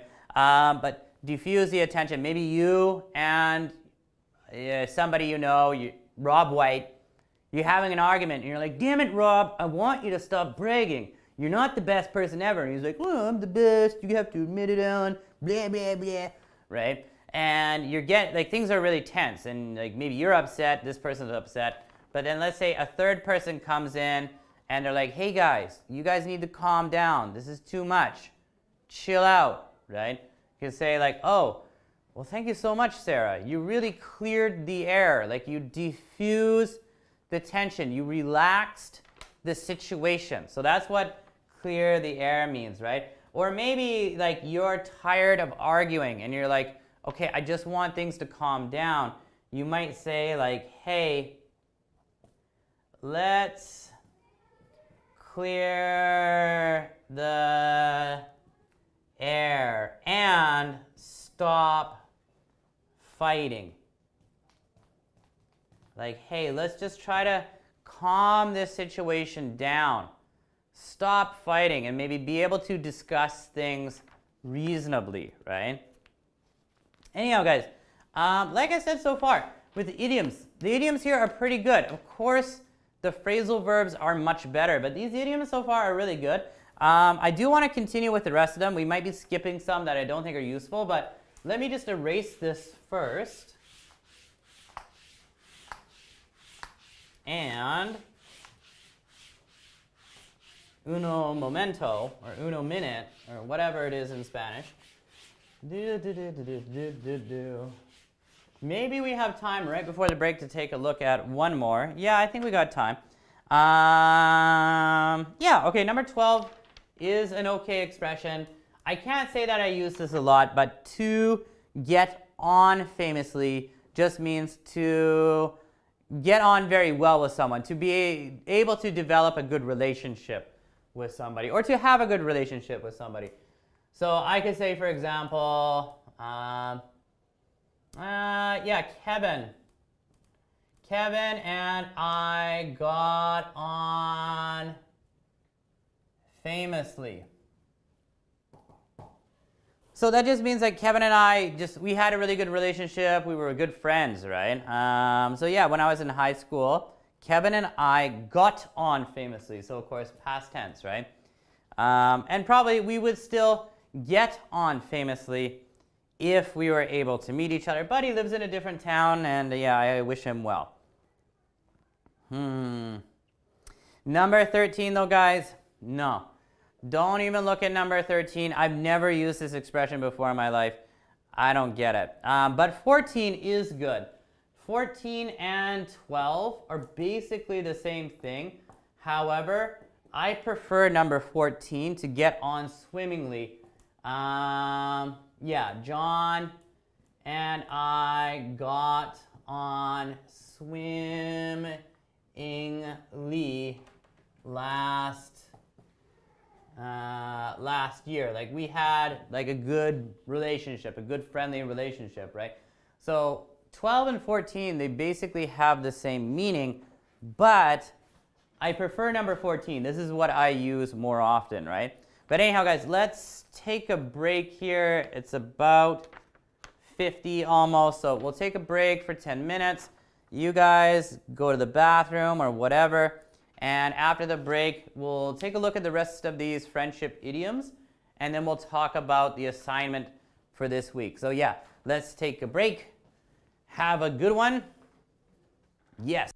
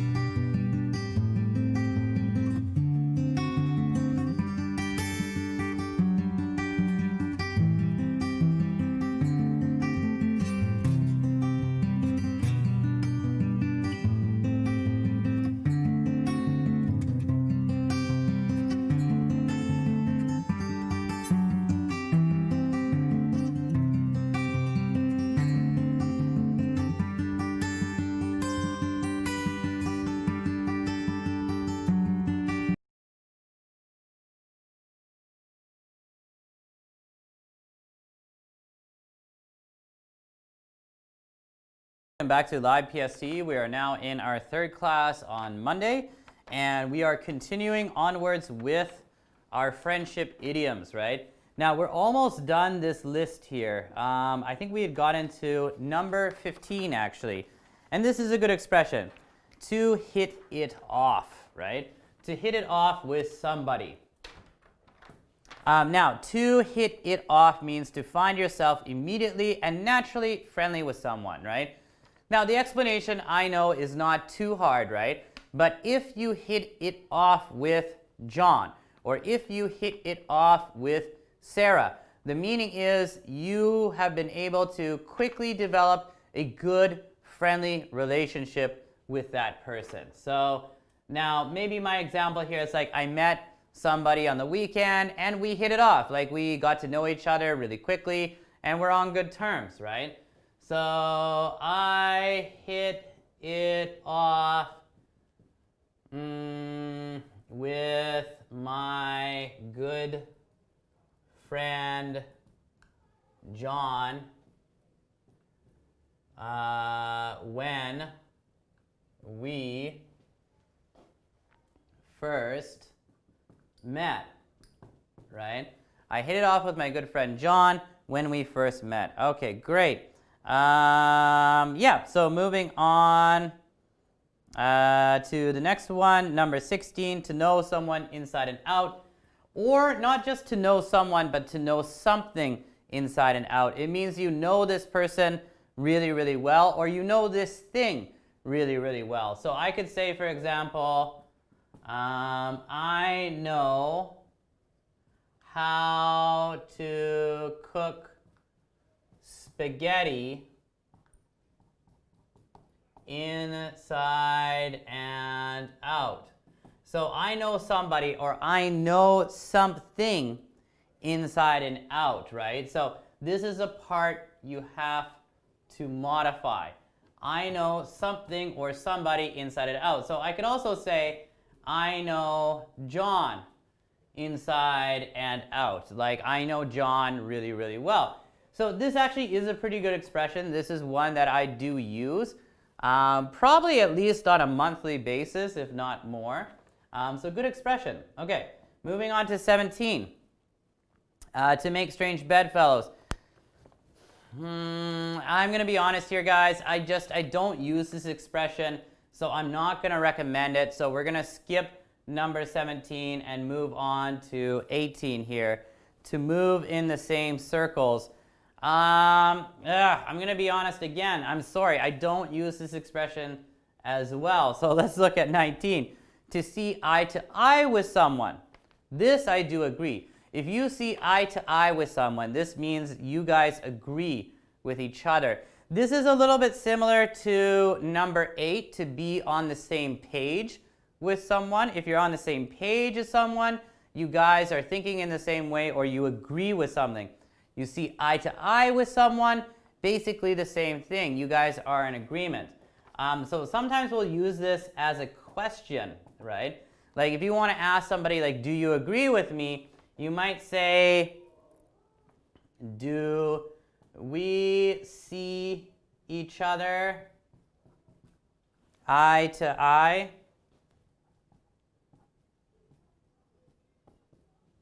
Right? Or, I don't know, maybe you say, I see eye to eye with Frank, right? Frank and I have the same opinion about something, right? Okay, now if you wanted to explain further, you could say, I see eye to eye with Frank on some issue, on the, I don't know, school issue. So just in case you wanted to make it a bit more complex. Okay, last one, to speak the same language, right? Now, of course, if you say John and I speak the same language, it could just mean that you and John both speak English, right? You speak the same language. Congratulations. But the other meaning here, to speak the same language, is to understand someone as a result of shared values or opinions, right? So this doesn't mean that you always agree with each other. You might think it's similar to number 19 or to number 8 to be on the same page or to see eye to eye with someone.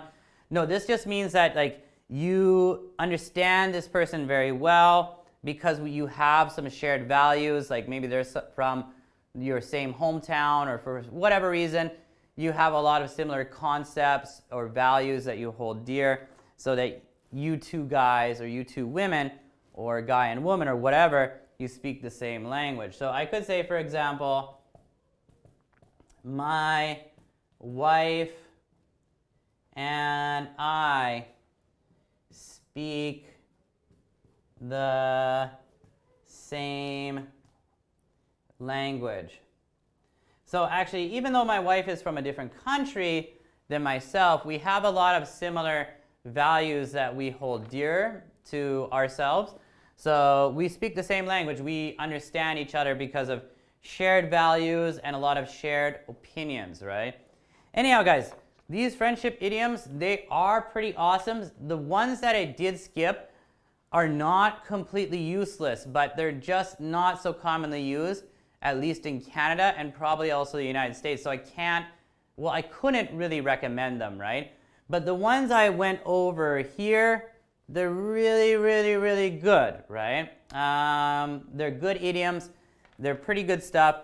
However, on the back side here, the friendship phrasal verb list, this stuff is really good. So I highly, highly, highly recommend taking a look at these again, reviewing them when you have time.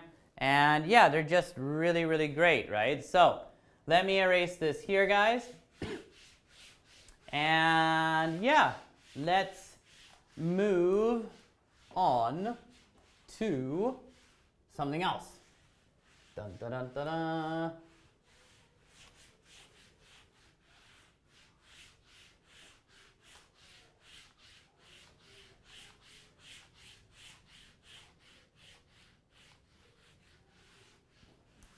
Okay, guys, so we're good.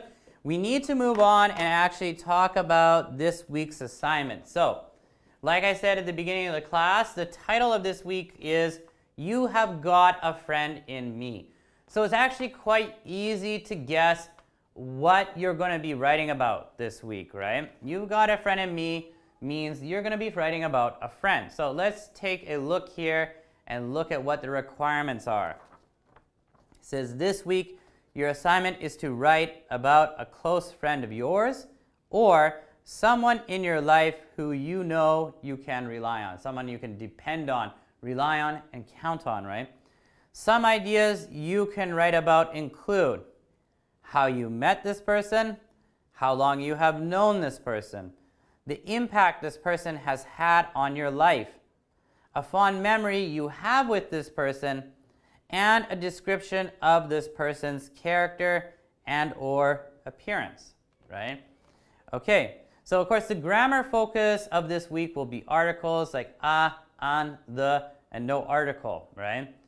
So don't worry too much about, using a minimum number of articles for this week, but when you're doing your assignment, try to make sure that your use of articles is correct, right? Now it says here, your assignment must be a minimum, right? I love the word minimum. You think about your mom, and then you make your mom really small. Mini-mom, right? You gotta cook food and do the dishes, right? Anyhow, sorry. Your assignment must be a minimum of 4 to 5 paragraphs, but I'm gonna recommend, as I usually do, that you guys try to write 5 paragraphs, right? 5 paragraphs would be good practice. And include at least 5 of the vocabulary or idioms or expressions that you learned on Monday. So while I'm not too concerned about how often you are using the articles in your writing, but try to use the articles correctly, I would ask you guys from that sheet that we took a look at in the second class, at the beginning of this third class, try to use at least 5 of those phrasal verbs and or idioms, right? Now, it says also, please remember to use transitional phrases of agreement and contrast to make your writing flow more smoothly. These include likewise, in addition, furthermore, however, although, despite that, etc. Writing is due before class on Wednesday, so try your best and have fun. Okay, so guys, the requirements are not so heavy, but as usual, I would ask you guys to write 5 paragraphs. So you got your introduction, body paragraph 1, body paragraph 2, body paragraph 3, and your conclusion, right? In addition to that, try to use at least 5, minimum 5, of the friendship phrasal verbs and or friendship idioms, right? Do that and it should be good. All right, so that's what we're going to do, guys. In addition to that, of course, try to use those transitional phrases of agreement here and contrast, and we should be okay. Now, as usual, I would like you guys to try your best with your writing, but I will also provide you guys with a quick model of how I would approach this. Now, remember, I'm going to be writing this in class, so I'm going to be writing this kind of quickly, so don't expect that this is the best writing, but you have got a friend in me. And sorry guys, if you can hear some kind of odd sound in the background, it's probably because there's I think police outside or something. Anyhow, you've got a friend in me. And this is a little bit hard because I should honestly think about who I'm writing about here. Who is a good friend of mine? But the things I want to bring up in my body paragraphs, probably the first body paragraph is I'm going to write about how I met this person and how long I've known this person. So I'm going to include those two in the first paragraph. I think the second body paragraph, I will talk about this person's, I'm going to skip and talk about this person's character, maybe a little bit about their appearance. It's not really important for me, but anyhow. And the third body paragraph, I'll probably talk about the impact this person has had on my life and maybe a fond memory I've had with them. Now what I'm going to do is I'm going to hold on to this sheet here, the requirements, but I'm also going to hold on to the friendship phrasal verbs and the friendship idioms phrase because I want to try to remember to include 5 of these in my writing, right? Now, like normal, you're going to start with an introduction. And your introduction is, as usual, going to be quite short, right? I'm going to start by saying, throughout my life, I have had many, well, actually, I'm going to say I have had and made many great friends. I have great friends in my hometown.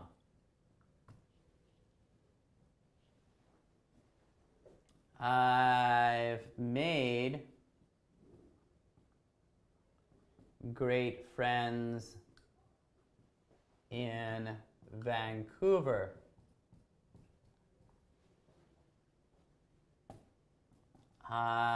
In addition to that,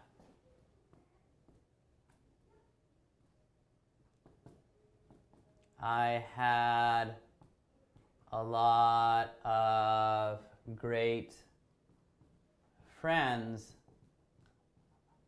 in Korea.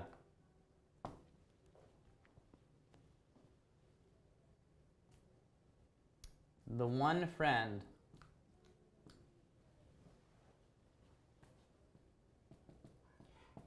friend who I am always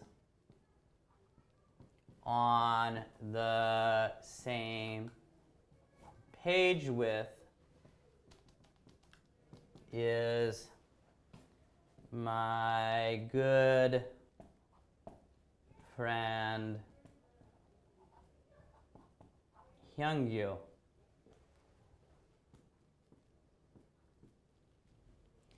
So how do I want to end this? Yeah, the one friend I'm always on the same page with, so to be on the same page, is Hyungyu. And that is who I would like to write about. Okay, so there's my introduction. I've just briefly introduced like my history of friendship with different people, and I've introduced who I'm going to be actually writing about. But I wrote here, throughout my life, and this will be the same for you guys, so you could kind of start in the same way. Throughout my life, I have had and made many great friends. I have great friends in my hometown. I've made great friends in Vancouver. In addition to that, I had a lot of great friends in Korea. The one friend who I am always on the same page with is my good friend Hyungyu. And that is who I would like to write about, right? So I'm going to write about my friend Hyungyu. Now also, in my introduction, I made sure to use at least one of the friendship, now actually that was one of the friendship idioms, right? To be on the same page, to think in the same way. So I'm going to be writing about my good friend Hyungyu because we often think in the same way. All right, guys, so let me erase my introduction here, and then we're going to get into body paragraph 1. Now, my body paragraph 1 is going to be, I think, just a little bit short, but maybe not. We'll see once I get started.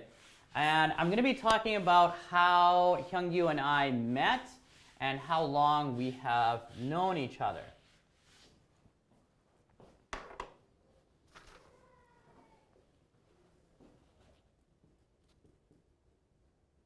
So BP1, or body paragraph 1.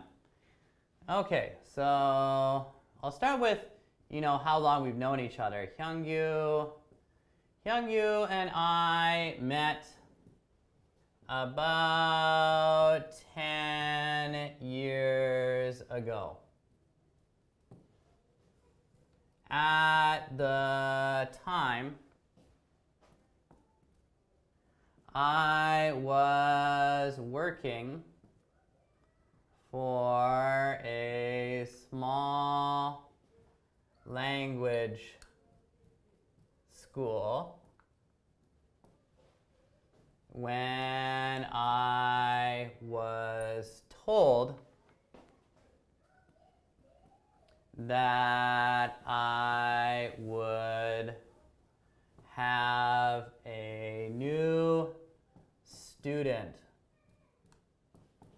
that day.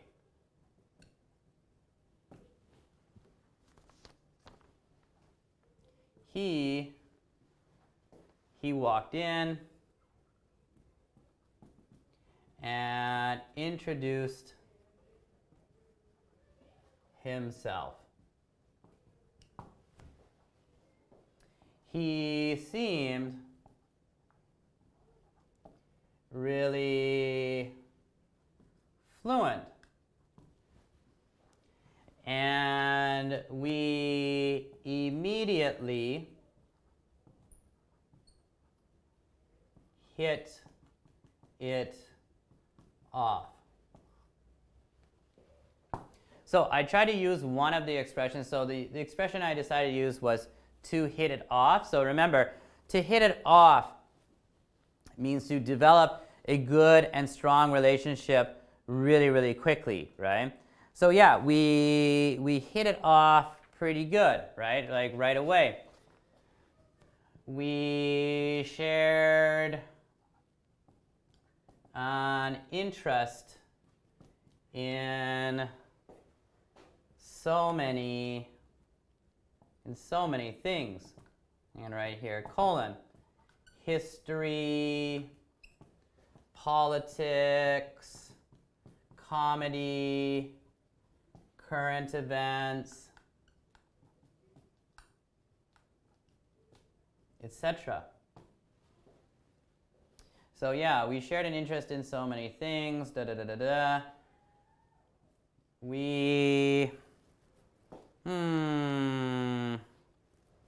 We decided to hang out and became as, well, I don't want to use thick as thieves, although that one's okay. Yeah, I'm going to use it though. And became as thick as thieves. Okay, I'm going to end my first body paragraph there because I basically accomplished what I wanted to here. All right, so Hyungyu and I met about 10 years ago. At the time, I was working for a small language school when I was told that I would have a new student that day. He walked in and introduced himself. He seemed really fluent, and we immediately hit it off. We shared an interest in so many things: history, politics, comedy, current events, etc. We decided to hang out and became as thick as thieves. All right, so actually I used quite a lot of expressions. All right, I've already got 4 because I used one in the first paragraph, right? So we got hit it off, to become friends really quickly. The phrasal verb hang out, spend time together, and also to be as thick as thieves, so to have a close relationship, right? Now it's funny though, like maybe I won't explain this here, but like Hyungyu, maybe you can guess, but Hyungyu is Korean. But we didn't actually meet in Korea. We met here when I worked for a small language school. He was given the class for free because some agency had messed something up, and so they were compensating him. And yeah, when I first met him, he seemed really fluent. So I was wondering, like, why is he in the class? Because I honestly thought that he was like Canadian or like Korean Canadian or something. But he, you know, even though he's fluent, he still made a few mistakes, especially about articles, right? But anyhow, so that's how we met, and so you can also deduce here, because of course we met about 10 years ago. We've known each other for about a good 10 years, and he's a good close friend of mine. So let me erase this here, and we'll move on to body paragraph 2. In body paragraph 2, I think I'm just going to talk about Hyungyu in general, and yeah, I'll just talk about him in general. Okie dokie. So, body paragraph 2. Hyungyu and I, so maybe I'll talk about like appearance at first. Like, appearance is not really important though, that's the only thing. But Hyungyu and I are about the same height as each other. On the other hand,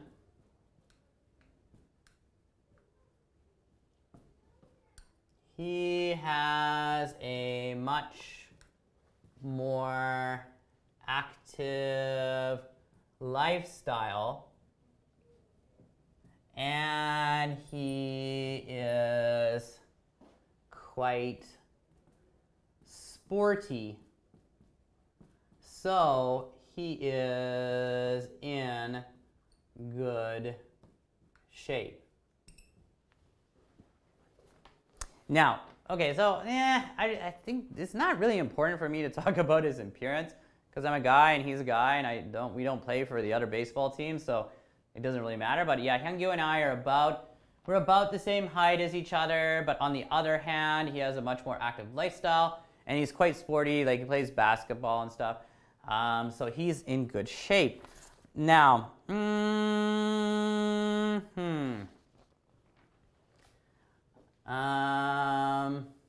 I'm gonna write here, have you ever heard the expression birds of the same feather flock together?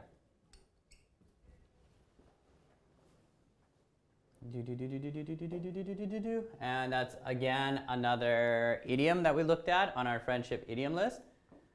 Well, Hyungyu and I are like that.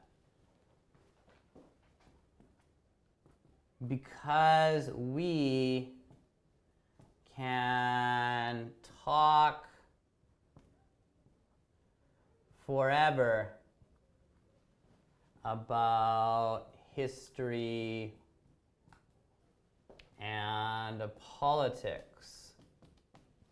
Like, I think that's the thing, or that's the main reason why Hyungyu and I are really good friends, is we both have like shared love for history and politics. Of course, I'm Canadian, so of course I know much more about like Canadian and American and European history. But of course Hyungyu is Korean, so he knows a lot about Korean history or history in China, Japan, but also the United States and stuff. So yeah, we can talk for hours about, I don't know, different historical subjects or politics in Canada or the United States or Korea or Japan or whatever. Hyungyu is the kind of guy that you can always count on. He's helped me when I have been in trouble, and I am always willing to help him. So yeah, actually, I'm not going to talk about it, but I had this major issue a long time ago when we were good friends, and I learned that I could really count on him. Like, he gave me good advice and he helped me out a lot. So yeah, he's the kind of guy that you can always count on, right? He's a really reliable, good guy, right? So yeah, I'm always willing to help him because, no, how do I want to say this? Yeah, I'll say he helped me get out of a big jam. Now, to get out of a big jam is a kind of expression, not one that we looked at today, but a big jam would be like a big problem, right? But he helped me get out of a big jam, right? So he really helped me a lot in the past. He helped me get out of a big jam. And for that, I will always be grateful to him. Okay guys, so I'm done my second body paragraph. I briefly talked about his physical appearance, which wasn't really that important, and then I talked a little bit about his attitude or his personality. So yeah, Hyungyu and I are about the same height as each other. On the other hand, he has a much more active lifestyle and he's quite sporty, so he's in good shape. Have you ever heard the expression, birds of the same feather flock together? Well, Hyungyu and I are like that because we can talk forever about history and politics. Hyungyu is the kind of guy that you can always count on. He's helped me when I've been in trouble, and I'm always willing to help him. He helped me get out of a big jam, and for that, I will always be grateful to him, right? Like, I'll always owe him something in a certain way, right? So if he ever needs help, I hope he knows he can count on me. Anyhow, guys, so that's body paragraph 2. Let me erase this here and move on to body paragraph 3.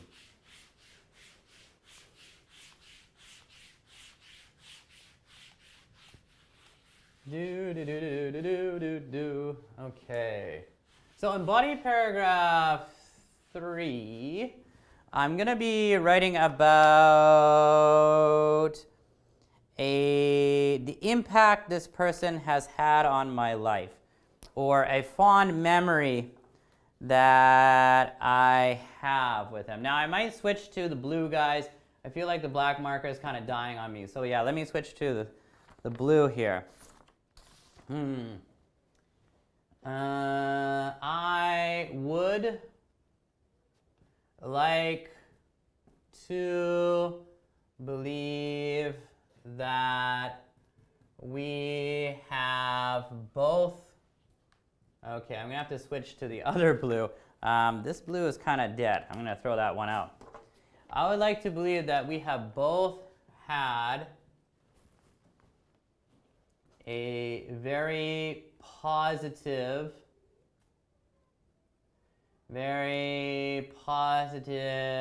impact on each other. Well, how has he had a positive impact on me? Ooh, it's getting kind of tough. I'm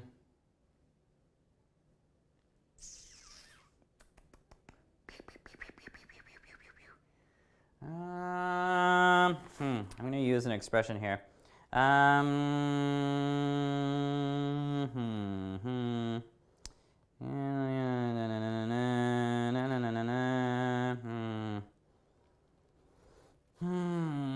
One second.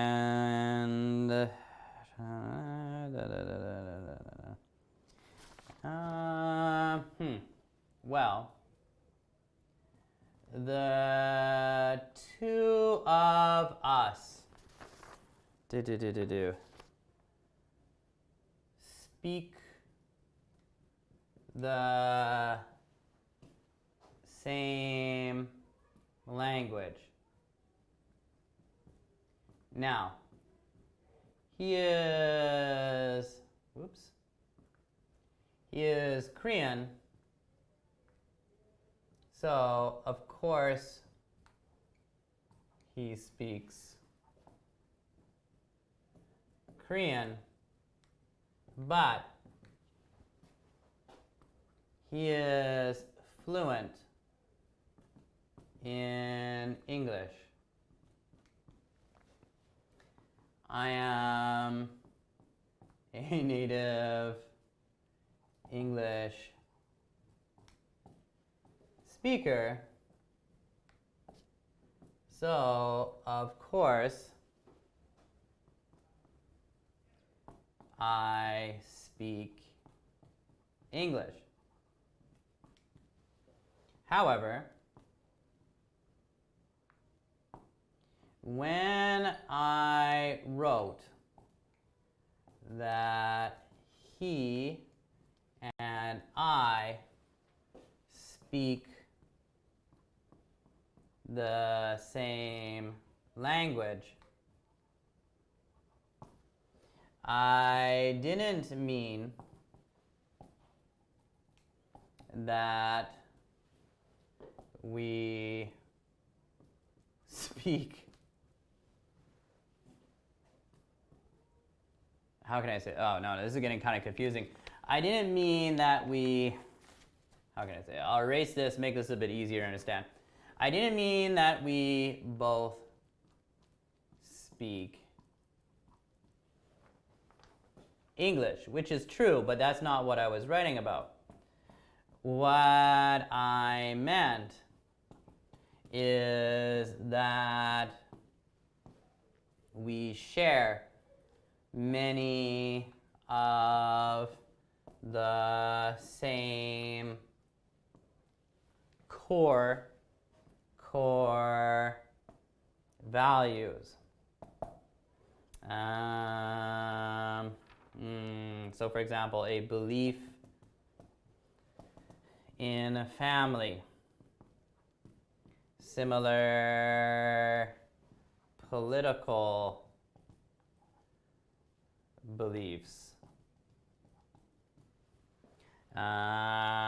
similar sense of humor, etc. Even though we are from different countries, we share many values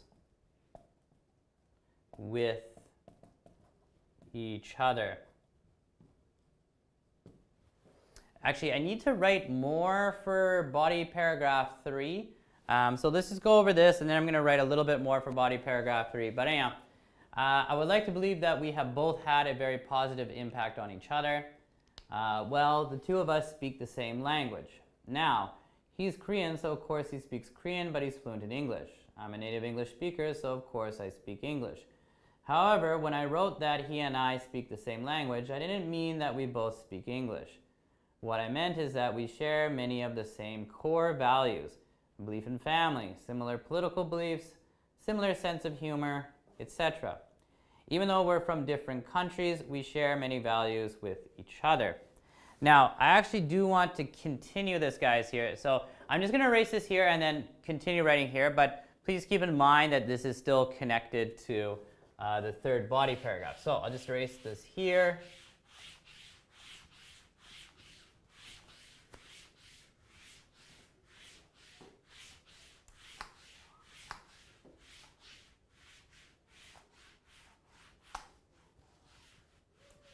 And I'm going to start by saying,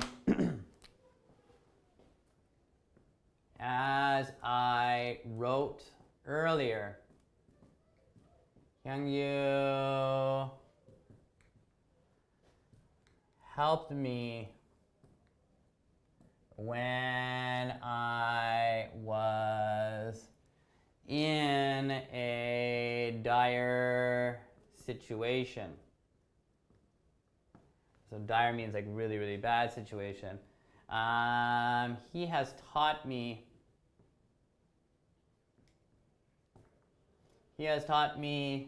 the true meaning of reliable and dependable. And for that, I really look up to him. Anyhow, yeah, as I wrote earlier, Hyungyu helped me when I was in a dire situation. He's taught me the true meaning of reliable and dependable, and for that, I really look up to him. Yeah, so that's true. Like, I really look up to my friend Hyungyu. He, when I was in big trouble, he helped me out a lot. So he's really taught me what the real meaning of the word reliable and dependable mean. Like, he's a really solid guy. I have a lot of good friends back in my hometown and other friends that I've made in Vancouver.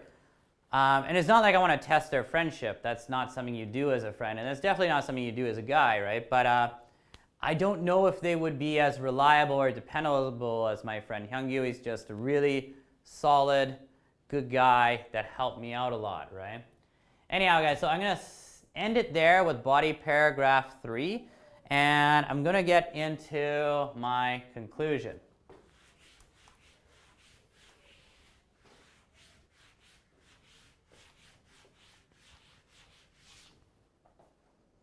And my conclusion here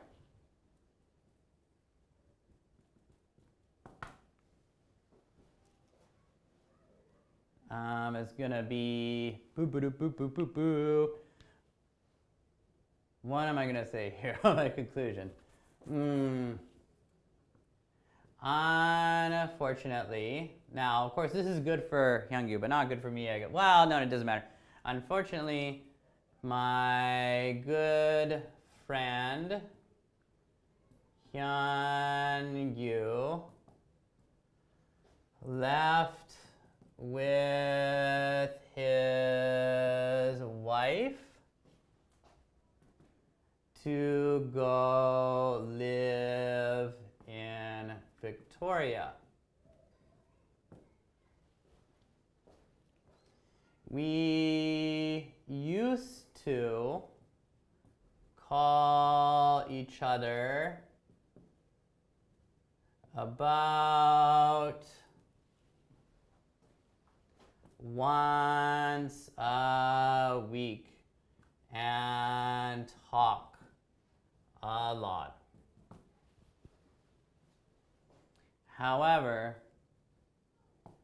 both of us now have, now this is actually funny, 2 daughters each. And we are both so busy these days. So unfortunately, we don't often speak to each other so often. Okay, now maybe I'll stop there for a second because that's a lot of writing and my arm kind of hurts. So yeah, I'm starting with, unfortunately, my good friend Hyungyu left with his wife to go live in Victoria. We used to call each other about once a week and talk a lot. However, both of us now have 2 daughters each. So that's kind of funny. He had 2 daughters and then I had 2 daughters. Anyhow, and we're both so busy these days. So unfortunately, we don't often speak to each other so often. That being said,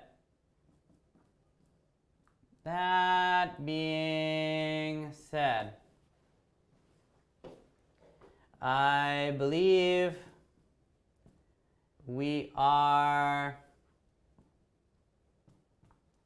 still like 2 peas in a pod. We are still like 2 peas in a pod, and whenever we do meet up, we quickly re-establish our relationship, and we talk for hours.